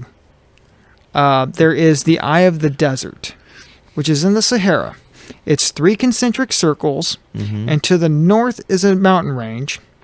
And there's definite signs of water erosion in there. And we know that there were large inland oceans in that area a long time ago. Yeah. Roughly 20,000 years ago-ish, if I remember correctly. And it's like, well, 3 concentric rings, mountain range to the north, surrounded by tons of water. Kind of sounds like Atlantis, doesn't it? It does. But I thought they found it. People claim they found it every couple of years. So it's just one of those things then. People say they see Elvis. Wow. So that's my point of maybe we haven't dug deep enough. Either we haven't dug deep enough or it's shifted somewhere else. Or there's just nothing left. That's true. I mean, when you think about the devastation of... But what was supposed to be Atlantis? Was it supposed to be like a super city? Was it supposed to be like a... I don't know. You tell me. You're the one that believes it. Like a haven? You're the one that tells... I believe in Lemuria. Okay. Well, I mean, Atlantis was supposed to be an offshoot of Lemuria. So you tell me. I've been talking for like almost an hour solid, man. It's up to you now. Your turn. Go, go, go, go. Lemuria was where everything began. It was the beginning of life. Okay. Everything was spiritual. It was not like you could just go outside and play. Everything was... These people were in a high level of consciousness. They were interacting in their own... tuned to a certain frequency in their minds. So they were all spiritually connected. So they were all tapped into the same server. Yeah, just like how... kind of how we are now. Like, if you really sit here and think about it, we're all... Just as a metaphor. We're all spiritually connected somehow. What do? We all follow certain things. We all oblige by certain laws and do what we gotta do, like at least what we think we gotta do, because everybody's doing it. That's the herd of the consciousness, yeah. But see, it's because it's in the back of our minds. Or consciousness It's of there, herd, yeah. like, The herd mentality. Yeah, so back then it was very similar, like... I mean, we still see that in animals. Yeah, people were just on a higher level back then. Like, you didn't have a car, you didn't have a kitchen, you didn't have a room where you would go to sleep. You were literally in something like this, and all you had was each other, and you didn't have to worry about tomorrow morning having to go down to the shop and crank a couple of cars out to make ends meet. No, tomorrow you're like, okay, we've already discovered this part. We need to walk east a couple more miles and see if we can find something to bring back home, maybe to provide food, maybe, vegetables, whatever it may be. So, that being said, the reason why we probably don't find much evidence of these lost islands is because there was not much there to begin with. So supposedly there was like no large buildings. There was no large buildings. I mean, they didn't have the machinery we have to build a large building. If anything, they had sticks and stones. But it's considered in so many of these writings to have been advanced both spiritually and technologically. Well, to us, technology is computers, machinery, hydraulics, all this new stuff we have. Well, okay. Back then, it's old new technology. Well, okay. So coming back to Tos Templar or the Natufians, technology, did they have hand tools? Yeah. Where the Natufians were making monoliths. You take a big slab of rock, carve it into a shape, stand it up, and kind of make it look like something. So that's technology. The ability to make stone buildings, that's technology. And that's what we find of the Natufians, is these stone buildings. Yeah, but I mean, you're only going to do what you need. It's the reason why houses for humans are just to live in. Like, no, that's more than that. No, but I mean, we're not building 15-story homes. Rich people do. Yeah, but I mean, it's like, if you don't need it, you won't build it. Right now, it's just greed. No. People build huge fucking houses. But right now, it's just greed. You want to have a bigger one. You want to show off. You want to live that lifestyle. Yeah. But back then, everybody was so upconscious that there was no competition into, you drive a Ferrari, you drive a Lamborghini, I drive a Honda Civic. But what about temples? You make me feel like shit. But okay, the person in charge, or the person that's controlling everybody, which I still believe there wasn't just one person controlling. I believe that everybody was in conjoint with each other to make the right decision. A group consciousness that would communicate. So kind of Borg. Yeah, so... We are the Borg. Resistance is exactly, futile. So then, like, it goes back to right now, it's just all about power and greed and let's do this so this person could do it. It's just a trend. All we're doing is following a trend. I mean, that's a fair assessment. We deal with it at work every day. I would say 85% of society that we live in, I would say at least 80 to 85% of people are barely cognizant of their own existence, and they just do what their programming tells them. They're almost NPCs. They're in a competition. It's just like... Keeping up with the Joneses. A perfect example is like at work. You go up to somebody, Like, let's say for a perfect example, I'm just not gonna throw any names out there. Let's say you're working with Joe, okay? Okay. And Do I like Joe? And you just started working with Joe, and you don't get along with Joe because you don't know him personally, and you and Joe are working on a car, okay? You guys finish up, everything goes by smoothly. The car comes back because something was left loose. Now you and Joe are gonna look at each other. We're like, no, I tightened that. No, you didn't. You tightened this. So now you guys are now in a conflict of pretty much of interest because Passing the buck. because you don't want to be put down like the guy that knows less, and he doesn't want to be put down like the guy that knows less. So what do you guys do? You guys start creating conflict within each other, and the energy starts getting vibrant.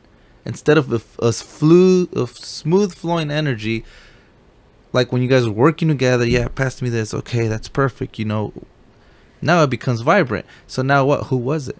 Instead of both taking responsibility because we both worked on it, you know what? We both did it, and let's both fix it. And now you become a one instead of two again. I know exactly. Yeah, I know exactly what you mean. Yeah. So back then, that's how it was. It was everybody took responsibility and everybody did it together. Now it's individually. You got a Lamborghini, I don't. You have $200 million. Why can't you buy me one? And now we're in the same level. And then if I had 200 million in cash, I would buy you one. If I make enough now I have a Lamborghini. Now I'm gonna follow your investment, and now I'm gonna buy my other person Lamborghini. And if we all do the same thing, then we'll all be in the same level. But see, right now, that doesn't exist. So there has to be somebody greater. So in Lemuria, supposedly there was no. It was equality. Everything was equal. There was no what's the word I'm looking for? Materialism. There was no materialism. Everything was consciousness. Because that's what we live in now. The material, striving for material wealth. Yeah, but if that's the story of human history going back immemorial. In the idea of who's got the best stuff. And how long have we been living in the materialism world? For a long time now.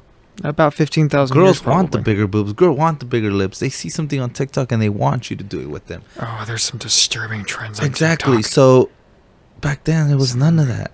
This just became now a giant competition. This world is a giant competition. It happens with politics. Happens with presidents. Happens with states. It happens with cities. It happens with countries. I mean, there's been weird trends way before TikTok. Have you seen the African tribes that do disc clipping? I get that, and the tattooing and the stuff, but I'm talking about as a group, something that everybody in the world is doing right now. What is everybody in the world doing right now? Social media. Okay, everyone.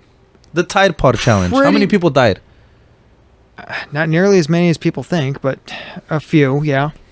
But at least one in every country. I don't know if it was one in every country. Just not all of them came to the news, but I promise you at least one in every country died. Maybe. I don't know. I'd have to look that one up. That would be hard to quantify. That would be hard to check. How many people... But I mean, a lot of people broke arms and legs on the milk crate challenge. A lot of people died in the planking trend and the owling trend. How many people are on TikTok and are content makers? Too damned many. Arabic, Chinese, Russian, you name it, there's one for everyone, every country. Yeah. And I'm joining the race. That's what I'm saying. So now it's just the earth is a huge competition within each other. Okay, so and supposedly in Lemuria there was none of that. There was none of that because you're in such a high level of consciousness. If me and you were in the same level of consciousness, we wouldn't even be talking about this right now. Okay, so what are levels of consciousness? Quantify that. So a level of consciousness is pretty much how you carry yourself, because your consciousness is what keeps you going every day. Okay? There's days where you wake up and you're like, fuck everybody. Fuck this world. I'm going to go home. I'm going to go to work and wreak havoc on this guy's day because I'm having a bad one. Those are we call those Mondays. I'm gonna go home and piss off my wife today just because I don't want to hear anything. So you have all these shifts of energy that come from your consciousness. Okay. But if you were to wake up every single day and be in the same level of consciousness every single day, it'll feed off to you. It'll feed off to the next person. And before you know it, we would all be in the same level of consciousness and we would all be able to congregate together. You want me to tell you who is probably the only people still around here right now in our time that are in the same level of consciousness as a group are the Arabics. I don't know about that one, man. You want me to tell you why? Because if me and you, let's say, even though we're not blood related, Okay. let's say me and you are from the same country or the same city. Let's just say both me and you are from Clovis, all right? Okay. And then Adam's your cousin. And you tell me, hey, Ricardo, I want to bring Adam to Fresno and, help him out because, he's my cousin and he's not doing too great in Clovis. Yeah, I own a gas station. Here's the money. Bring him over here. Let's get him set up. Hey, Ricardo, do you mind if he starts working at your gas station? Sure. And then I tell you, okay, we bring him into a gas station. Starts working, whatever. You get with me. You're like, hey, Ricardo, you're doing good. How could I do it? Open up a gas station. Well, you know what, MD? Let's do this. I'm going to open another one in North Fresno, and I'm going to have you run it. Okay. You're like, okay, let's do that. And then you go over there, you start running it. And in 5 years, I open another one in South Fresno. So now I have 3. So now I tell you, hey, so I trained you this and that. You've been working for a couple years. I'm going to open you your own gas station. And you're going to just give me a certain percentage every year. But now you're a business owner. Now you're going to make money off selling food if you want and doing this. So now I just elevated you. I elevated myself. And guess what? Now I throw Adam to the gas station he used to work for. And then me and you are going to elevate Adam. And that's what these fucking Arabics do. Nothing against him. I feel like that's a decent business practice, but I don't know if I would consider that a level of consciousness. No, yeah, because they all help each other out. Okay, well, that's a sense of community. Well, it comes from deep within. Because if they see you down, they're all gonna get together and help you elevate yourself, and that's why they're all so successful. Even though they don't freaking go to school, even though they don't eat what we eat, even though they don't go to school, dude. A lot of them now do, but if you also notice, a lot of them now follow the trend. I knew a guy that was from India. His family was from India. They came here and they actually did buy gas stations. See, but Indians are a little different. Well, I'm just throwing that out there because I did know that. But you do see a lot of them around here from the Middle East that own gas stations and whatnot, because it's a profitable business and there is a strong sense of community around them. However, there is a lot of intertribal warfare that is multi-generational, has lasted for hundreds, if not thousands of years. Somebody from this family pissed off somebody from that family, and so now they have been at war with each other for the last 300 years. Yeah, I agree with that 100%. And then they're also falling into the circle of the trend that we got going on with TikTok and all that. That predates TikTok by about 1,000 years. They're starting to break their morals of their reality by marrying another race and stuff. Like, yeah, I get that. These wars. You look at the Middle East. Nowadays, nobody's perfect. But what I'm saying, the only people that are still kind of consciously connected are them. We're not. Us Mexicans, we fight for everything. If your lawn is greener than mine, I hate you. If your wife looks better than mine, I hate you. Well, I'm gonna take her and bang her just to say I did it. That's covetousness. Exactly. Leading to adultery, but that's covetousness. But see, we're not thinking to the fact that if we just help each other out, we would all be up there. And it happens in the majority of the races. It does happen here and there. But it doesn't happen on a global scale. And part of that is... When is the last time you seen a homeless Indian or Arabic on the streets? In this country? Yes. Every other time I open X. In this state, in this city around you, in the gas stations, you go downtown, do you see... They come here through Mexico every day. No, but I'm saying like on drugs, homeless, not where he's already reached his destination and then went homeless. I'm talking about like how you go to the corner and you see Vietnam veteran, homeless, whatever. Okay. You don't see any. No, and that does come down to the sense of community. Yeah. And it's just But you know what? it's amazing. I've got to take a break because my beer is going straight through me. okay. Yeah, and then I'm getting blown up too.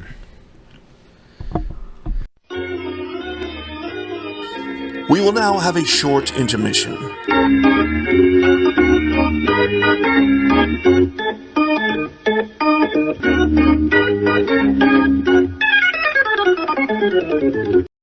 Beep. Which one's your new camera? The one that's there we go. That's the new one. That's the good one. The ones that sees us both. Hi. Yeah, we're back. We're back. We're back like we never left. Yeah, but you'll trip out on that. That's a record player. No way. Yeah. Does it work? Yeah. Kind of. Do you have any records? Tons.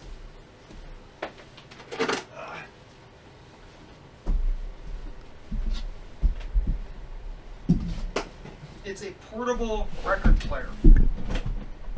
So you don't gotta be plugged in. Nope. How does it work? You wind it. No shit.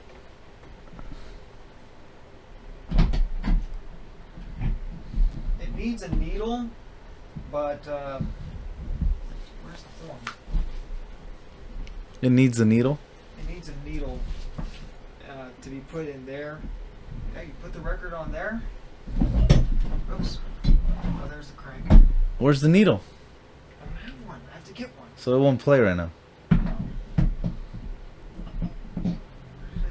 Where did you get that from?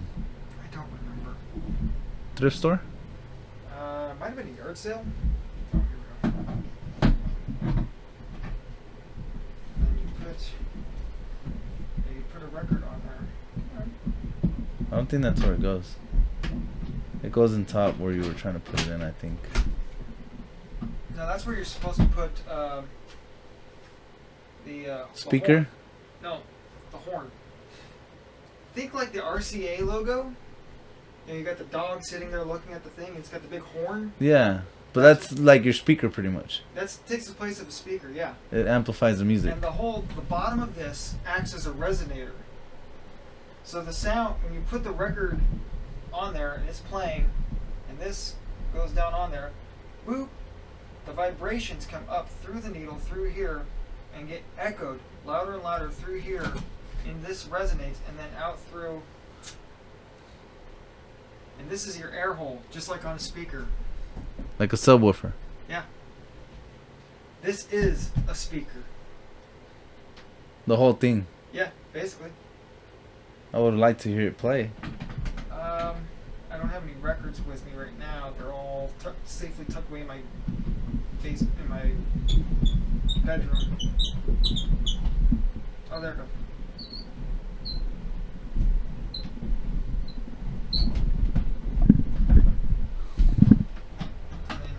I do have those. Holy shit, I do have those. Never played. Go get one. You hear that? You're gonna rip it though. That's the felt that the record sits on. Oops. This is your speed select right here. Faster and slower. So I think it does 78s and 45s. Oh, shh. That's fine. You don't want to sell it? Hell no! Yeah, I need a set screw to go right here to hold the needles in. But it'll only fall off if you pull it up. Oh, that stops it. That's the brake. Yeah. So what this does is it winds a spring. Yeah. It winds a spring. It has a clutch in there. It's a clock spring. Yeah, because that's not spinning down there with it. Right. Something like that. I'm not sure exactly, but yeah. this is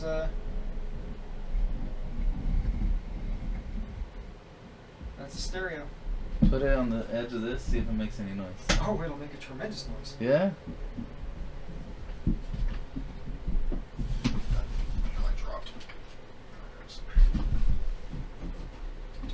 Just need a small sensor to start using this.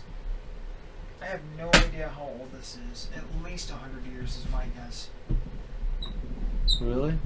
Oh, for sure. Well, you don't see those around that much. It's an Allen, Allen brand is written on there. But it looks like it's been rebuilt already. That's not the original casing. It might be.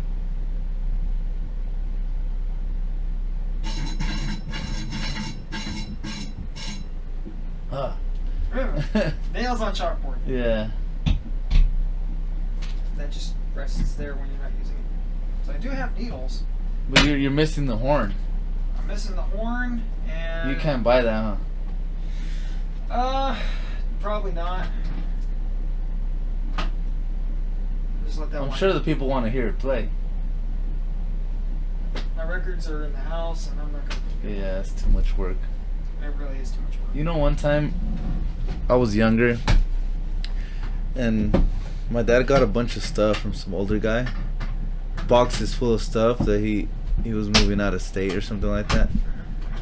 There was like It's still going. I think like 4 boxes full of records, and we were just throwing them as frisbees, breaking them. Oh, you. And they were in their boxes, the original I'm boxes. so mad at you. I know, we were like 6 years old though. So mad at you right now.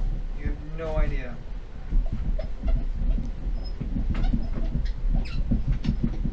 But yeah, that's part of my ambitions with the. They still sell record players nowadays.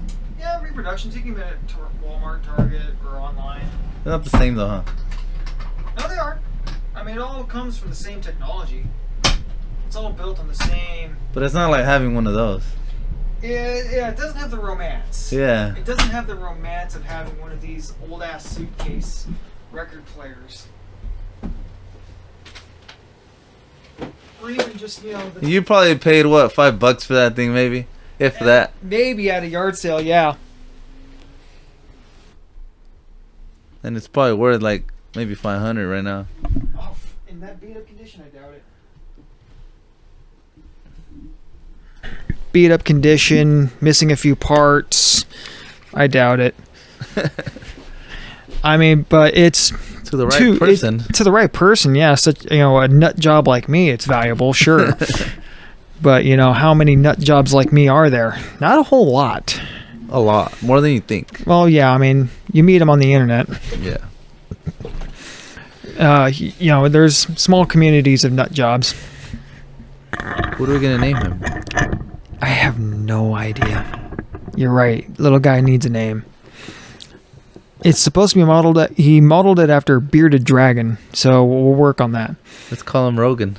Rogan, Yeah, well, I mean, he's in the studio already. Little Rogan. Yeah. Yeah, that is another one of my idols. Likes to just linger around and be lazy a lot. That's the antithesis of Rogan. He's not a lazy guy. Yeah. But I mean, he lives in the studio, so. He does live in a studio. Yeah, he puts out like 3 episodes a week. Does he really that much? Yeah. Still. Yeah. Dude, he's on like episode like 2,200 or something like that. Wow. Yeah. I do engage in a little bit of madness. I compare my show to his in terms of trying to emulate it a little bit. And God, he's so smooth. He can talk to people, he can interview people, and the way he speaks with them and asks them the right questions. I try to learn from that. But I also try to keep myself grounded, and it took him a long time to do that. He's been doing that for like 15 years. Yeah. And one thing I do is like, God, when you look at somebody's finished product like that, episode 2000, 2200 or whatever, he's so polished. You think, oh my God, there's no way I could ever keep up with that. I can never do that. But then when you go back, this is episode. When you go back to episode 1, you're like, okay, I'm not that far man. out. I did. Oh, I did. Early on, when I first started doing this, Yeah. I went back, and it's still on Spotify. You just, go to the thing and flip when it says, sort by oldest. You just sort by oldest. Episode number 1 comes up. It is the most craptastic thing to watch because it's like him, Ari Shaffir, and Eddie Bravo sitting around talking about the most random nonsense with this crummy little webcam attached to a laptop. It's so blurry. It's blurrier than this camera, my old camera here, which right now I'm using both cameras. I got 2 cameras now. Yeah. So the old one, which is right there, which is looking at you and Spock, and then the new one over there looking at both of us. Oh wait, come on, start recording, old camera. There we go. Okay, it just started recording. It's looking at you and Spock. That's the old one, and then there's the new one over there. I got that for Christmas this year. Nice. Yeah. So my family, my in-laws, they're helping out. My stepmom Jeanette gave me some money that I used to buy from memory. I used to buy memory cards. Yeah. And then Beth's mom and grandparents gave me that camera. Beth gave me this camera for Father's Day. Well, she says she gave it to me just because. Yeah. But it was around the time of Father's Day, so I counted that as a Father's Day gift. And my old tripod is over there. And so the new holder there. I bought that. That's going to be... I bought that for another project her and I are doing, but also just... it's like, I'm going to use it for this too. Yeah. Because we're going to be working on another little project idea that we had of doing puzzles. Little jigsaw puzzles, yeah. So we're going to work on that. And But you're going to record it as well? Yeah, we're going to put that out as kind of a side series of just doing... that one, I really don't think... this one, I want to push the limits of how much can I learn? How many people can I meet? And how much can I learn while doing this? Yeah. Very Joe Rogan, Jay Leno-esque. Yeah. And Hal Husner. Mm-hmm. You might be too young to remember Hal Husner. I don't. Okay, he had a TV show called California Gold. And that was a guy... Hal Husner lived his best life every day. He was so excited every episode of California Gold. Mm-hmm. And people make fun. It's easy to emulate. It's like, welcome back to another episode of California Gold. He was always so excited to find out the smallest little thing. That's cool. Yeah. So this, I got a lot of support behind me. They're giving me cameras and memory cards and stuff like that because they're trying to encourage my efforts. That's cool. Yeah, that's very kind of them. Yeah. And then friends are also giving me cool little decorations to put in here. Yeah. The Spock painting. Nice. And fun story. You can't see it from there, folks, but there's a big printout of the Disneyland Castle, or I guess it's supposed to be Disneyland Castle. My dad printed that out for us. I've forgotten all about it. Yeah. He printed that out. There's 2 of them. And he brought it to our wedding. Oh, nice. Yeah, my dad gave us those. He's tried to set up a little display at our wedding reception. Okay. It's like, I'd forgotten all about them. I'd forgotten all about those because they were just like these rolls of paper laying around, just lost in the shuffle. Oh, okay. I was looking for some paper to wrap one of the lights to kind of mute the lighting a little bit. It's like, hey, look, paper. And I almost just cut it up. I was like, what the hell? Oh, that's what happened to those. I thought these were gone ages ago. Yeah. This is maybe a good coloring page right there. I might let Lily color the other one, but that one I got to keep as is. Yeah. I got to keep one of them as is. Yeah. Yeah. Cool. So my studio ambitions are high. Yeah. You'll get there. Yeah. But anyways, back to community and consciousness. Okay.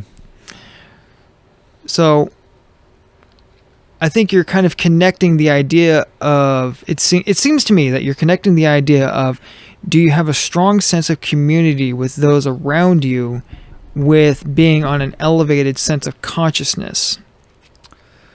You can say that to a certain extent, because so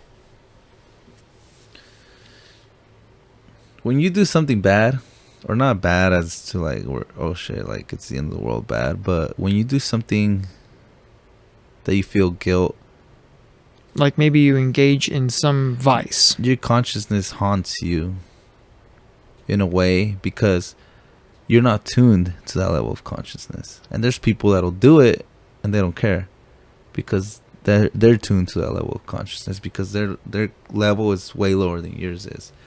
So we're all tuned to a certain frequency, but we're all tuned erratically, because none of us can really connect to and be this at the same level of consciousness as each other anymore, because of society, because of the way we've been raised, of the way that we live things now. And there's certain, everybody lives in their own man cave pretty much, but yet we're all still semi-connected, because we all still pretty much not live, but our lifestyles are all pretty much similar. We all work, Mm-hmm. we all drive, Mm-hmm. we all eat similar things. Mm-hmm. What I mean by fast food restaurants, you know? I was gonna say chicken and rice is chicken and rice. Yeah, exactly. So we're Chicken and we're all waffles. still somewhat connected, because they could never deprive us of our inner consciousness of our origin, where we actually came from. We originated from 1 and 1, not 5 and 5. Woman, male, female, male. Okay. Now we have different races, but it's still a female and a male, no matter what. Yeah. And that's something we will never be able to get away from. So yeah, we all still connect. Well, especially since when you think that race, skin tone, again, that's our body adapting to its environment. Yeah. Height, skeletal build, skin tone, hair color, eye color, muscle mass. Those are evolutionary adaptation. Your body, natural adaptations to environments. Yeah. People that are native to the Andes, I love this example. People that are native to the Andes are incredibly short by our standards. Okay. They think of themselves as average. We're humongous. We're weirds. Yeah. But they're incredibly short compared to you and I. Why? Because they live in the Andes. And they've lived there for generations, hundreds, if not thousands of years.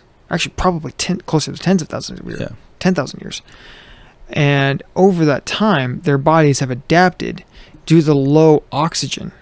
Yeah. Because they live in such a high Altitude. up in the mountains, Yeah. altitude, the oxygen is very thinner there. So generationally, they've gotten shorter to where their bodies can sustain and actually thrive there. Yeah, because If you and I tried to go up there, we'd pass out. We'd be going, you spot the tourist, he's the one with the oxygen tank. yeah. That's for sure. I know my fat ass would be passing out every 5 minutes. Yeah. I'm out of shape. Yeah, I mean, it's like, I don't know if it's ever happened to you, but you'd be driving somewhere, and let's say somewhere you and one of your siblings used to go when you guys were younger. Let's say Walmart. You'd be driving there, be like, man, I'm probably going to see this person here. And you end up seeing them there. That actually happened to me like a couple weeks ago. Yeah. So it's that interconnection that It's like I don't even know if I was consciously thinking of him, but I know sometimes, like, you just manifest that shit and it happens. Oh yeah. I do kind of believe in psychosomatic manifestation. Thinking about a thing and then it happens. It can happen. More and more, I don't believe in coincidences. I'm going to give you a perfect example. Go for it. I went to the store probably a couple years ago. My wife and the kids, we actually went to eat first. We were eating at Lazy Dog. on Blackstone and River Park area. And Blackstone and Knees. as I was driving out to hit Blackstone going south, I see my brother right in front of me driving south as well. He was probably at Sam's Club or something like that. They didn't ask him. And I was like, oh, look, there's my brother. I was like, oh, yeah. I was like, we were going to go to the Walmart on, was it Herndon and Ingram? Oh, the Pinedale one? Yeah. We were going to go there already. Like, as soon as we left from eating, we were going to go shopping there. And then I tell her, I was like, I promise you, they're going to go there. We're probably going to see them in there. So we ended up losing them on the way there or whatever. We go get our shopping cart. As soon as we hit the corner to go up to the section for the pet section, I think, he's walking down with his kid like that. We just meet right there. Bam. Called it. And it's crazy because the timing has to be perfect. It's too, yeah. You know, the timing just has to be perfect for you to see somebody you know at a certain time. It's like when you get up to go to work. Oh, I got to go put gas right now. You get up, you brush your teeth, you have some words with Beth, like, and then you get to the gas station and you see me. The timing had to be perfect. You had to have talked to her for that amount of time.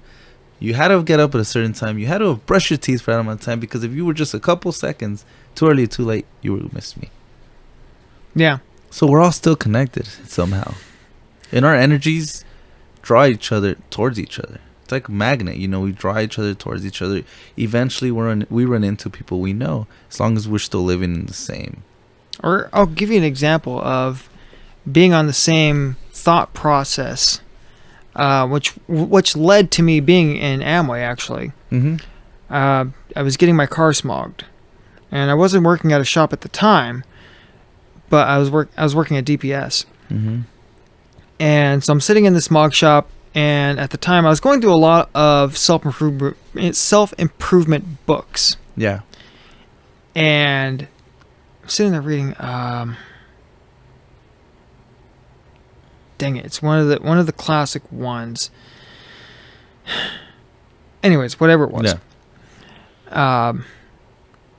And I'm sitting there reading it, and I look over, and there's this guy next to me, and he's reading the same book. Wow. He's reading the exact same. It's an older copy. It's an older version, but it's the exact same book that he borrowed from a friend of his. Wow. Well, if you really sit here and think about it, how many people in the world are doing exactly what we're doing right now? What, sitting here talking about a podcast? Yeah. Oh, thousands. Yeah. Tens of thousands. Exactly. Tens of thousands. So that it's just a.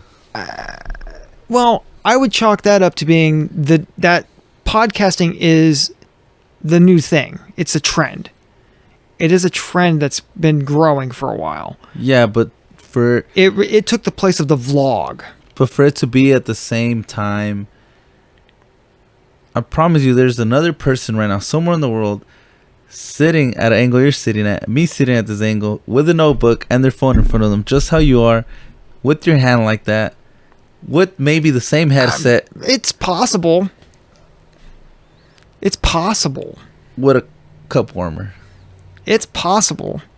I mean, it probably doesn't say Radio Shack because these are kind of rare now. Yeah.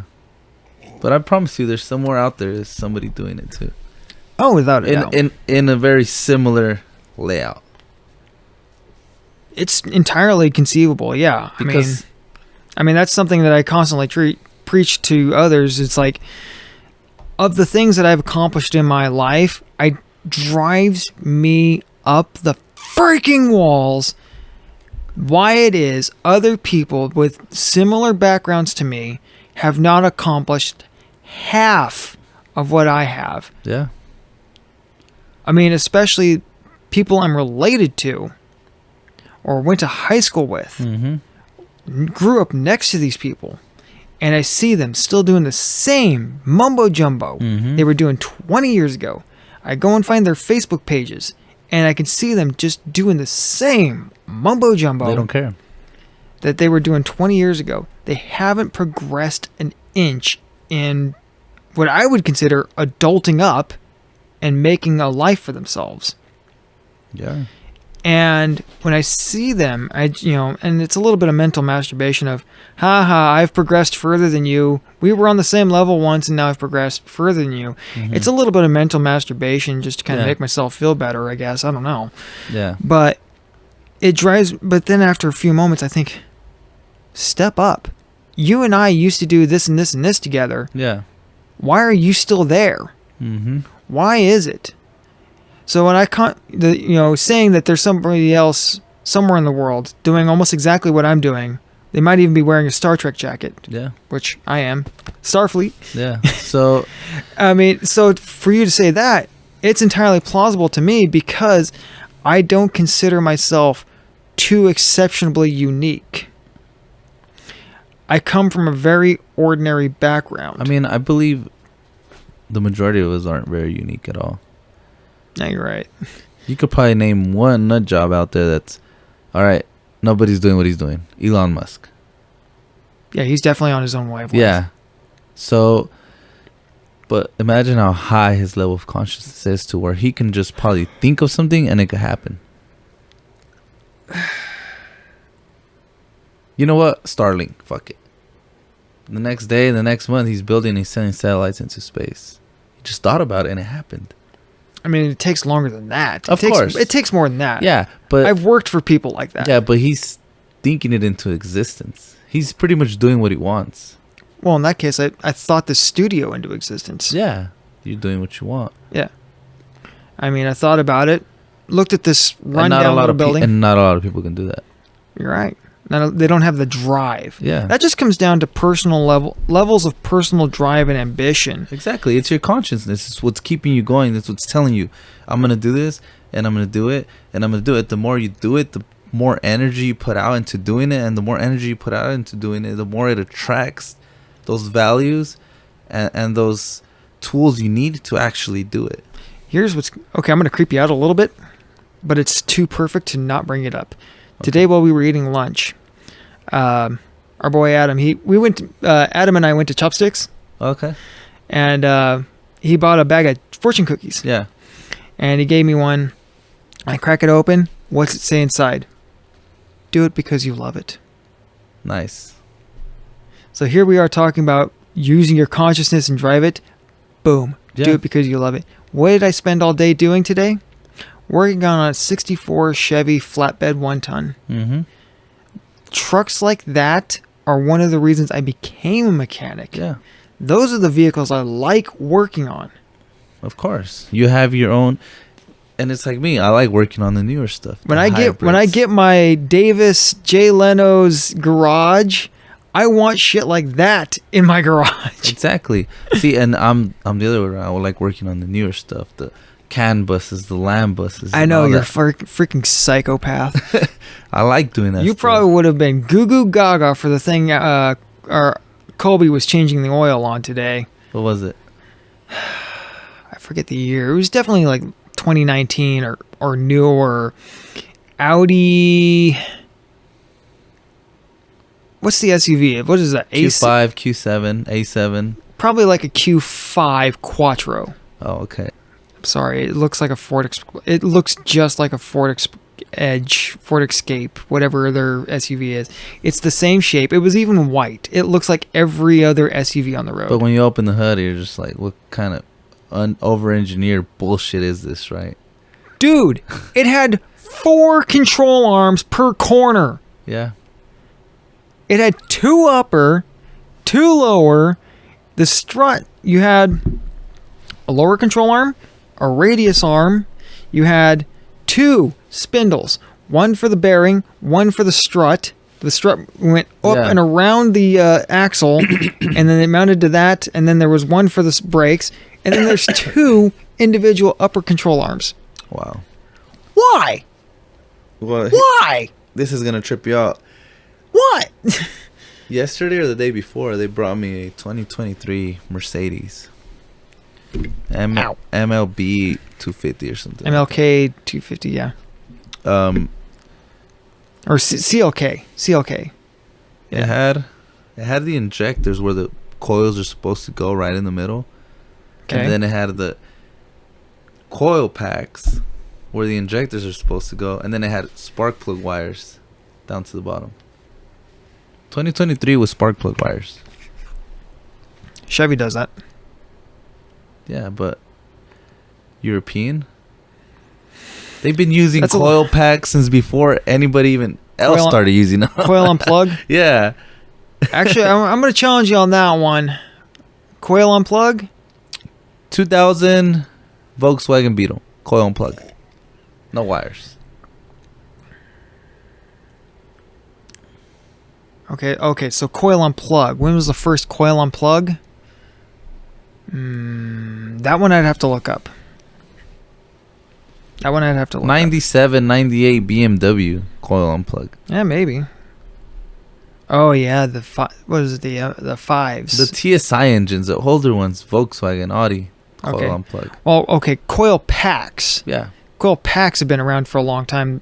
A lot of companies have used those, but coil unplug. Okay, Europe might get the trophy for that one. So it just kind of like, I was like, man, okay. But to me, it's all about the challenge. I like to do the things not a lot of people can do. Yeah, and new cars, modern cars are full of challenge because they get overly complicated more every year.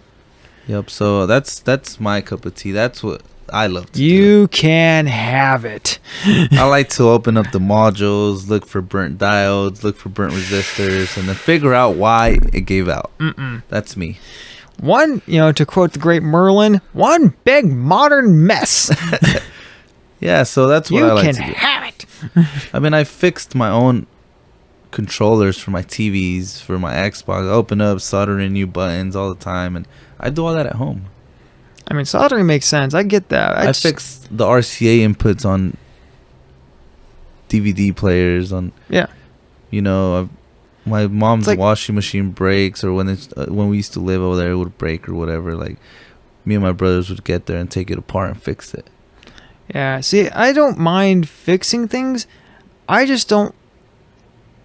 It's like, why does every car have to have every single computer thing possible in it? Like, how many modules do you really need to operate a car? Well, everything's fed off a module now. I know. Back then, it wasn't like that. Everything was standalone. Everything was standalone. Everything was just ground power return. Yeah. Right now, there's a module for the trunk, for the AC, Module for the trunk release. Module for the window. for the windshield wipers, Yeah. for sun visors, for sunroof, for your shifter. Everything's got a module, and every module has to talk to all of the other modules. You end up with this fucking office building worth of Ethernet cable running between everything. Yep. Why? You know what should be the next thing? Get rid of all that garbage? Wireless sensors.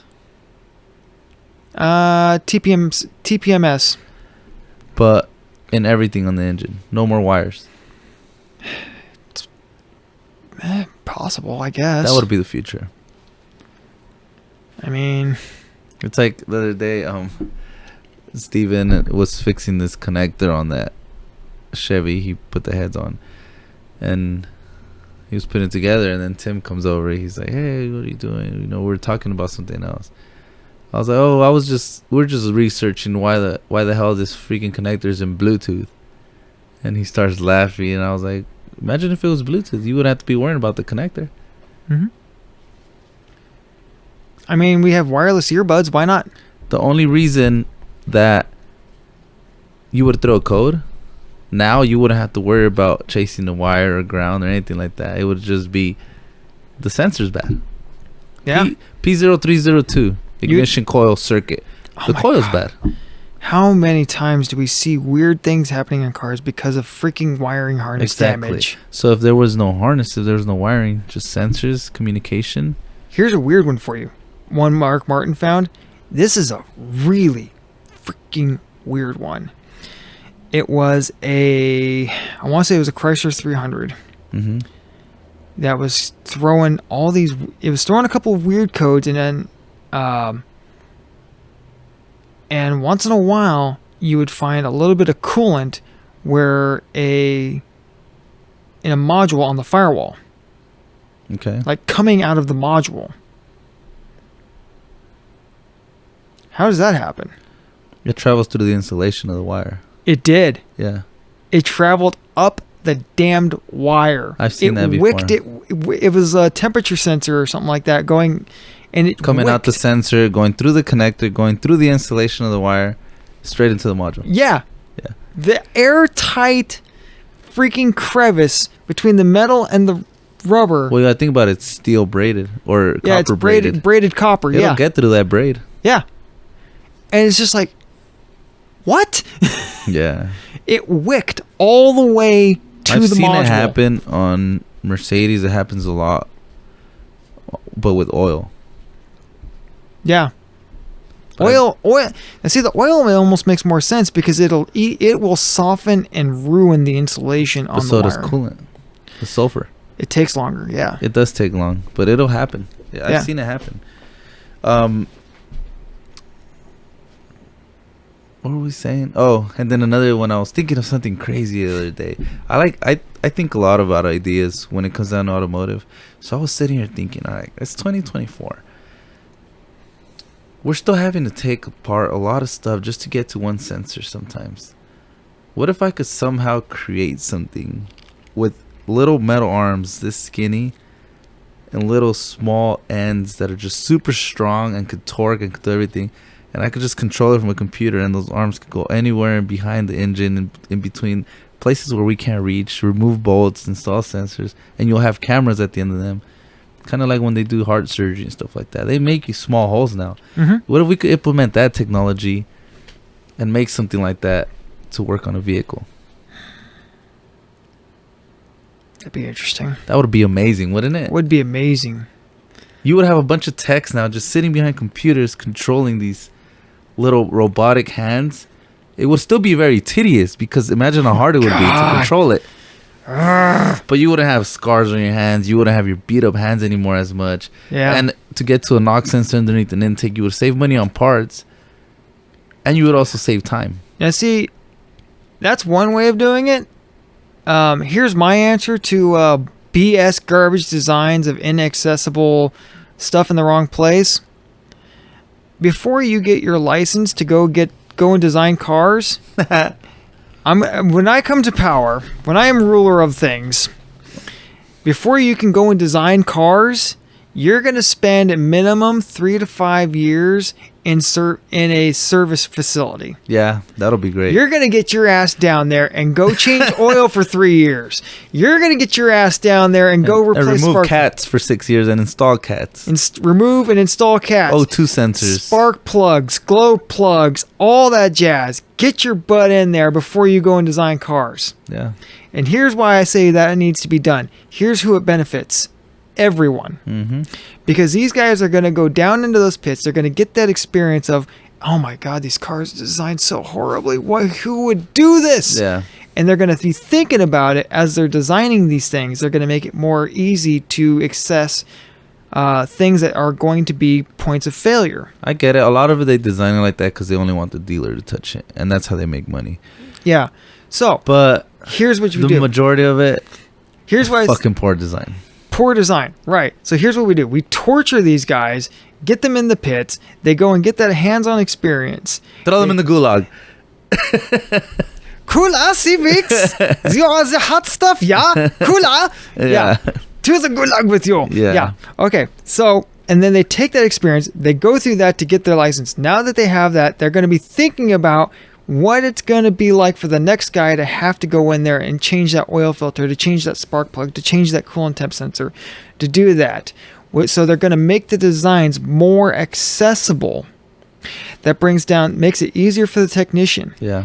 Which brings down the cost, which brings down the labor time per repair, which makes it cheaper for the car owner to get that repair done and maintenance and repair done. And it makes more volume for the shop, meaning you still make productivity because you're doing it faster. You can do it faster, but that brings the cost down. When the costs are lower, people are more likely to get their cars properly maintained, which makes them run better, so it's better for the environment. So the customer saves money because their cost of maintenance is lower. You're always it's better busy for the environment. The shops are going to still be just as busy because there's going to be volume. Yeah. Everyone wins. business. Exactly. Except for the engineers. Yeah. That's true. But they'll be okay because it's only a couple years. Yeah, that's for sure. I've met too many mechanical engineers that don't know how to use a screwdriver properly. Wow. You can get your engineering degree without ever touching a wrench. I believe And that it. needs to change. I believe it. I've met these people. Yeah, I believe it. 100%. When I worked at the telecom company, I've met these people. They were designing the things that I was going to build, and they had no clue on the actual build process. Wow.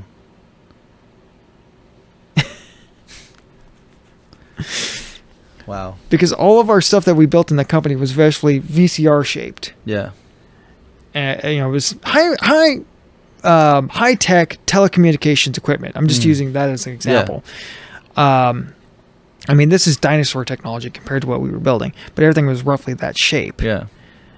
And they were so everything was designed in house. The mounting brackets, the cases. I was in the metal shop. I made all the cases, and they had no clue.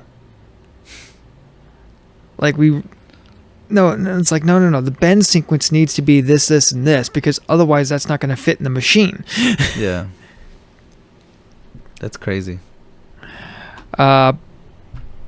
But back to coincidences in consciousness and Lemuria and because we keep getting distracted, we keep getting tangential and complaining about our jobs. Yeah, that's for sure. But I mean that was kind of interesting. The "do it because you love it" fortune cookie. Yeah, very came up. I I don't believe so much in coincidences, but I'm a strong believer in synchronicity. Yeah, of course. Now, synchronicity kind of feeds into what you're saying, and that gives room for preponderance of, hey, maybe that is true, maybe that is a thing. The connection of spirit, the connection of levels of consciousness. Well, history tends to repeat itself majority of the time in certain areas. It echoes. So, Beth and I were talking about that. We talk about that a lot. I mean, you can never get away from it, I mean, if you've ever opened a history book, you would know to don't engage in a land war against Russia during winter. So it doesn't freaking work. So I feel like, yeah, we're all synchronized somehow, no matter what you say. I mean, you've gone to Walmart at 7 p.m. I've gone to Walmart at 7 p.m. You've bought in that. I've bought in that. Like, somehow we're all synchronized to a certain limit, to a certain, barrier within ourselves because we live by different morals and standards. But at the end of the day, you won't blow a red light, I won't blow a red light. You've done it, I've done it. Oh, yeah. But there's a couple around town that I think are complete malarkey. Yeah, the rule of thumb is we're going to stop when we see red and we're going to go when we see green. Yeah, you're supposed to. Yeah, so we're somehow synchronized in our level of, I'm going to follow the rules. I'm going to do what's needed. I'm going to provide. I'm the head of household. Like, we're all somewhat males synchronized, females synchronized. Left brain, right brain. I think that's a little too basic. I would say that synchronizing person's levels of consciousness comes to what is your hierarchy of values? What do you place as being an important thing, important in your life? That is where you begin to quantify what is this person's level of consciousness. To me, is helping others around me and creating altruism versus self-centeredness. Yeah, understanding, hey, it's cool, you've been good to me, I'm gonna be good to you, Well, okay, that's reciprocity. Let's not engage in a competition. You mess up, I got your back. You know what? I got you for lunch. You know what? You got me for lunch. You know what? Hey, I got this. Hey, you can have this. I do feel bad. You usually do Fridays, and yeah. But see, I don't ever do it with an expectation back. I do it because my inner me is just who I am. I've always been like that. I could go way back to middle school. My dad used to always put $5 in my pocket, and I would see kids that would be struggling, and I would just go up to them and give it to them. Just like that, just because like he had a hole in his pants or his shoes were ripped. I'd just go and be like, oh, here. And they would look at me like if I was some kind of weirdo. Like, why did you just give me $5? I don't even know you.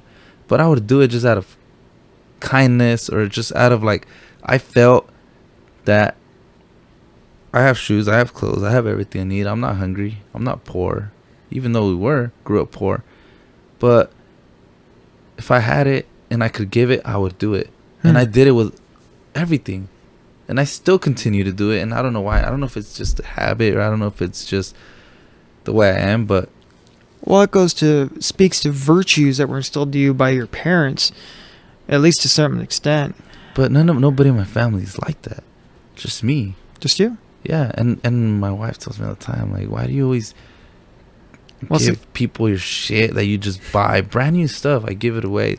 Like, why are you always helping people and nobody helps you? Like, you help your brothers, and when you call them, they never answer. Like, they call you. You're at 2 a.m. going to help them change a tire. You leave everything behind. Sometimes you drop dinner to go help somebody put on some brake pads that they don't like. I'm like, hey, like, I just do it just out of naturality. I don't do it because, oh, they're probably gonna give me $5. Oh, maybe when I need something, they're gonna be there for me. Or like, hey, I bought Davis lunch last week. Hopefully today he buys. No, never. It surprises me when you tell me. It honestly does. What? Like when you tell me, hey, I got you today. Like, that's why I always even want to get the soda, just because I'm not used to people giving back to me to that, like. See, I used to be a little bit more like that. And to me, I don't see it like he's giving back for I give him to me. I see it. I take it weird. Like, you know, this guy's actually kind, but I don't pay attention to none of that, because what I get a kick out of is that we could all be cool. Yeah. You're way more altruistic than I am. Like Adam. Like, oh, Adam bought me lunch not that long ago. I was like, oh, you know. He's a cool kid. But do you see, like, when I first met Adam, he kind of took me off like the stingy type, like uptight. But see, when you do it so much, like, I think he's shy. Like, I help you out. Like, when people start seeing that, people start doing it, and it starts getting bigger and bigger. And if everybody did it, imagine how less violence, how good everybody would be. Yeah, if people were more open-hearted, a little more conscious of those around them. Deal. It doesn't take much. No. Just to be conscious of those around you. And it doesn't take much. Yeah, and it's not even about the materialistic things you give. It's about the thought, the connection. Yeah. Because every time, believe it or not, every time you give somebody something, even though it's a pen, even though it's a handshake, there's some kind of connection. Yeah. There's some kind of like, hey, like, whoa. I know exactly I do know exactly what you mean. You're preaching to the choir. I wasn't expecting that. Yeah. Like, this person didn't get me off that. Every time you do that, there's something there. But there's so much people that are selfish and negligent and naive that they see you as like, he wants something from me. They're jaded. What is he trying to do? Yeah, they're Why so is he jaded. giving me this? I don't want this. Like, why? Dude, an extreme case of that when I was delivering coupons here around, I'd see people standing around, and I'd be going to like some particularly in crummy neighborhoods. Yeah. And I try to hand them one. I mean, it's just an advertisement for like pizza. Mm-hmm. And they just look at me like, I don't want none of that. Yeah. Like, it's just a coupon for a pizza. What does it take out of you? Don't be giving me nothing. What does it take out of you from just taking it? It's like, I'm actually trying to give you a coupon to like get pizza for less than whole cost. Mm-hmm. But they would look at me like, and they would actually like do me like, don't be giving me nothing. Yeah, it's like for what? Okay, man, whatevs. And I know a lot of people that are like that. Yeah, it's like they're so jaded. I know a lot of people that I would like say I'll buy food and put on the table. Hey, everybody grab some. Like, I'm not gonna grab none. I'm not gonna grab none. Like, bro, it's just food. Yeah, you can ask me for something later. I don't need nothing from you. Yeah, there's some like, just grab it, and then they're so shy, and at the end when you get up and walk away, they're I It's don't such care. a weird thing. And it's the degradation of virtue and culture. This is something Beth and I complain endlessly about. You could say culture, but at the end of the Well, day, it's like widespread. It's so widespread. at the end of the day, like your inner self, yeah, being raised a certain way has a lot to do with it. But then also again, you fall into society. But we all have a choice, though. At the end of the Definitely. day, we all have a choice, and we're all smart enough to understand that you can pick up on energy. I know Yeah. when you do something for me, you're not expecting something back. No. And I know, I'm gonna give you a perfect example. Adam bought me some strips for my toolbox, some black ones, and he helped me put them on and stuff. And I was like, oh shit, I need to give him something. You know, like I felt bad. Like this guy went out of his way, went to the Harbor Fry and bought me something for my box, something nice. So I opened one of my drawers and I tried to hand him some pliers, brand new set. He's like, no, I don't need anything. I don't want anything. Like, he just didn't want to take it. And I was like, damn, like, that's crazy, you know? Like, it all hit me. Like, He just tries to be helpy, friendly guy. yeah. I was like, man, that's awesome. You know, that I'm around people that are kind of in the same level as energy as I am, you know? And I mean, I've been to a lot of places and haven't met a lot of people like that. And it kind of takes me away. I don't want to pull a race card or anything, but from what I've experienced and been around, like the white people and the black people are the ones that are more like, no, I don't want that. What'd you put in it? Why are you giving me that? They're more suspicious. What do you want? Yeah, they're more like picky and like. And it's been the complete opposite. Like when I met you, I met Adam. Steven's a little bit more like, I don't want to go with you guys, like, you know. But he's a cool guy. It varies with him. He's self-cautious. He's self-tamed. Like He's been burned a few times. He's his own person. You know, from what I understand, like he's not married or anything like that. Like he's just him, you know. Like he likes to live his life the way he wants it. And doesn't expect nothing from nobody and doesn't want nobody to tell him anything. And that's great. He's been burned a few times. I could understand. I mean, what happened with his nephew, that's one example, and there's a few things in his past that are worse than that, and it's left him kind of jaded. Yeah, so I mean that's very understandable. People go through bad stuff. I've been burned a million times by my own family and everything, and I still keep doing what I feel is right. See, that's harder for me. Yeah, it's hard for I mean, a lot of and that's people. why I say you're much more open-hearted and altruistic than I am. It's caused rifts between various family members and myself. Yeah, That when I've tried to go out of my way for them, and then it's like they don't appreciate. they don't appreciate it. It's just like it's almost like I try to do this nice thing for them once in a while, and it's like it just becomes like they expect it. And it just starts to feel like you're being taken advantage of. And after a while, it's just like, no, I'm out. I'm out. I'm just like not doing that thing for you anymore. The reason why I kept doing it and keep doing it is because if it doesn't feed off to them, and they don't, if I do something they don't appreciate it, I'm still gonna continue feeding that energy around them, because eventually someone around them will pick up to it, and I feel like they can spread that energy too. You know. You're much more optimistic than I am too. It'll happen. The more you do something, if something becomes repetitive, it's like a trend. When the first person did the, what was it? What's the first? The ice challenge. Everybody was like, oh, that's stupid. The Tide Pod challenge. That's stupid. How the fuck are you gonna be biting soap? Next thing you know, everybody's doing it. People that are dumb enough. Yeah. So People I mean, that are on that low level of consciousness. but there was millions of people doing it. Thousands. Yeah, and Darwinism continues to exist. Yeah. So I feel like I'm okay with these dumbass internet challenges that result in people getting injured, because you know what? If you're dumb enough to let the internet challenges make your decisions for you, you deserve to be injured. You deserve it. You Yeah. deserve that broken arm. So Congratulations. I feel like the more I can put out and like try to be like, I'm not saying I'm right. I could be wrong. I could be stupid, whatever it may be. But it's all about the feeling. You know, feeling happy, feeling content in your life, Yeah. not feeling down, not feeling sad, not feeling depressed.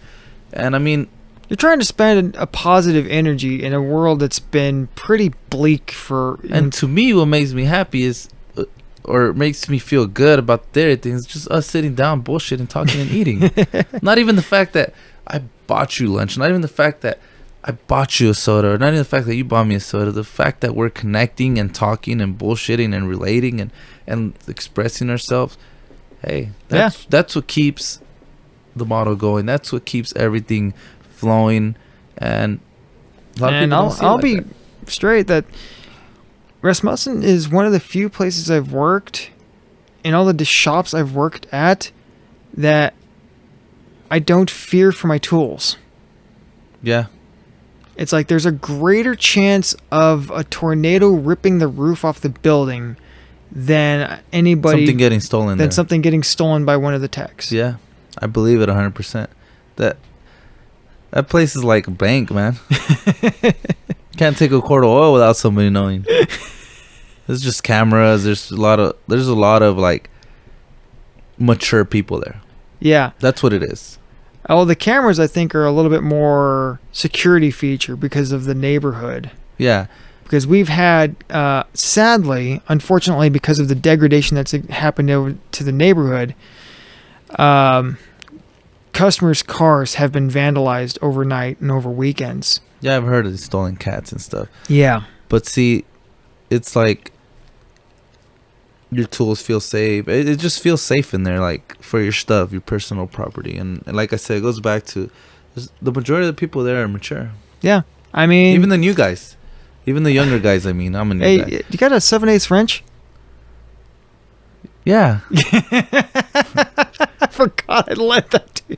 yeah. And you know what? I forgot you lent it to me too. You know how I found it? Where was Because I it? haven't cleaned out my tool cart. I have my tool box and I have my tool cart, and I hadn't cleaned it out. And then when I Dude, I actually stood in that shop for like a full 5 minutes just thinking like, who did I loan that to? I know I have one. yeah, and I was like, I know I don't have a 7/8 wrench. I didn't bring anything big. Not only that, but you don't have standards. I do it at home. Well, standard size wrenches and shit. I do it at home, but I didn't bring any of it. And I was like, what am I doing with this? This is not mine. And I got the exact same one at home. That's funny. I actually had to mentally prepare. It's like, how do I ask a person, hey, did I lend you a thing? Did I lend you a 7/8 wrench? Without sounding accusatory. It's like when Levon found my screwdriver in a car that came back like a month later. He asked oh he yeah, asked like 10 people, and yeah. It nobody fucking claimed it. fell out of the skid pad. nobody claimed it. And it's like, if somebody was really like that, they would have claimed it, or he would have kept it. Yeah. And I would have never known. Took it home and it's yours. Yeah. Yeah, but I think I'm gonna get going because my phone died already, and Oh wow, it's alright. Yeah, it's getting pretty late. I'm gonna have to call her with your phone and see if she can make it here. Uh oh, Yeah. she might be in bed already. No, No? she has to pick me up. That's why. Oh, Yeah, because I don't want to make you go there where you drop me off. I mean, I could. You want to use my phone, or you want me to just drop you off? You could just drop me off. It'd be better. 'Cause she has to load up 4 kids, and That's what I'm thinking. Yeah. If it's fine with you. Yeah, that's fine. All right, so we'll wrap up there. So Yeah, we got to get back to the spirit science. see, we keep getting tangential. No, but this was actually part of the consciousness, grid. I see. We're doing our bit to try and raise the overall level of consciousness yes. of society around us. It's just that we're trying to push a cart up a hill sideways Yeah, pretty much. because so many people are stuck in. Yeah, I'm going to get on my soapbox and rant a little bit here just before we wrap it up. So many people are stuck happily in the mud of a low level of consciousness and they just like it there. They're just going to roll around in their mud. They're going to sit in their dirty diaper until it starts to itch. Yeah. And case in point, this is Super Bowl weekend. Yeah. How many people do you suppose this weekend are spending way too much money on spending money they don't have on things they don't need to impress people they don't know and or don't like? Yeah, a lot. A lot of people. People that complain all stinking year that they don't have any money for this. They don't have any money for that. They can't do that. They don't blah, blah, blah. I'm Diapers, broke. this, that. I'm broke. I'm broke. My student loans, my car payments, my mortgage payments, this bill, that bill. Yeah. Blah, blah, blah, blah. Broke, broke, broke, broke. Poor people talk, poor people talk, poor people talk. Yeah. All stinking year. We just got done with Christmas. It's only the first week of February. Yeah. I guarantee you these are probably the same people who financed all their Christmas gifts. Mhm. They're probably still grumbling about it, and here they go spending more money they don't have on things they don't need. Yeah. 100%. That is a low-level consciousness decision 100%. process. Yeah. 100%. And they secretly they like it there. They'll complain about it all day long, But they live there. but they live there. And to throw one last thing out there, I'm a very strong believer of you can call it reincarnation, but the way I oversee things is, okay, the impact you made in this lifestyle will reflect where you go next. So if you it's kind of like graduating.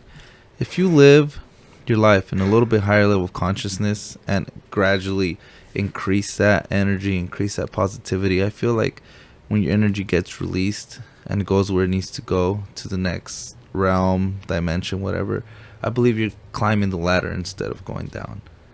As opposed to a murderer who just killed a 5-year-old and just his level of consciousness drops, he's going to keep dropping. So I feel like the more you increase yourself, the more you increase your inner self, your consciousness, your spirit, whatever people call it, you're just gradually going to keep going up in levels. I mean, that's... Think about it like this. The more you increase voltage, the farther you can send that energy. Yeah. The less you decrease it, the dimmer that'll be, and the longer it's going to take for you to reach where you're going.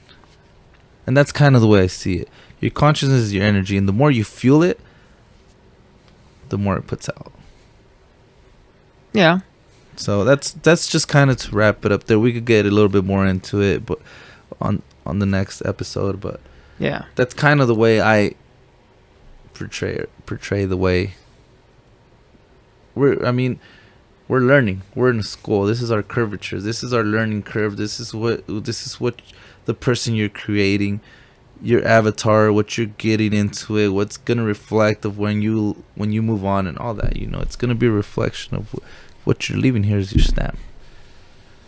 I'm definitely trying to make as big a stamp as I can. You could. Everybody could.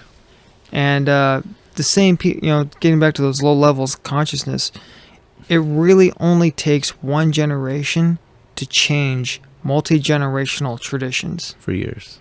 Even the horrible one, multi-generational poverty can be changed in one generation. Yeah, they can. I know it can. I'm living it. 100%. All right. So you can always do better, folks. No matter how bad you think your situation is, you can do better if you determine yourself capable of doing it. The only person holding you back is yourself. That's right. Word up, man. That's it. So, with that in mind, do all the algorithm things. If you would be so kind as to do all those fancy algorithm things, leave a like, leave a comment, subscribe, tell a couple friends. Yes, please subscribe. We're trying to build our viewership. It's a slow climb, but we're slowly getting there. We have subscribers. I have subscribers, man. Can you believe that? Yeah. There you go. More than just you. Yeah, I know. They're out there. I see you. You. You guys are making this happen. Yep. Sooner or later, I'll be able to monetize this and do it full time. Spread the word, and we'll get somebody on here that I got connections. I need sponsors. I could bring somebody out here that's pretty popular. We just got to build it up a little bit more. Okay. It'll be a surprise. I'm not gonna tell you. You're not bringing Jay Leno to my house, are you? No, but remember, I was born in Burbank. I lived in LA a lot of my life. I know a lot of people in LA. I know a lot of. I'm not gonna say a lot. I know a couple famous people that know people. Arnold? Can't tell you. Anyways, you guys have a good night. You're killing me, man. The suspense is killing me. Bye. See you next time.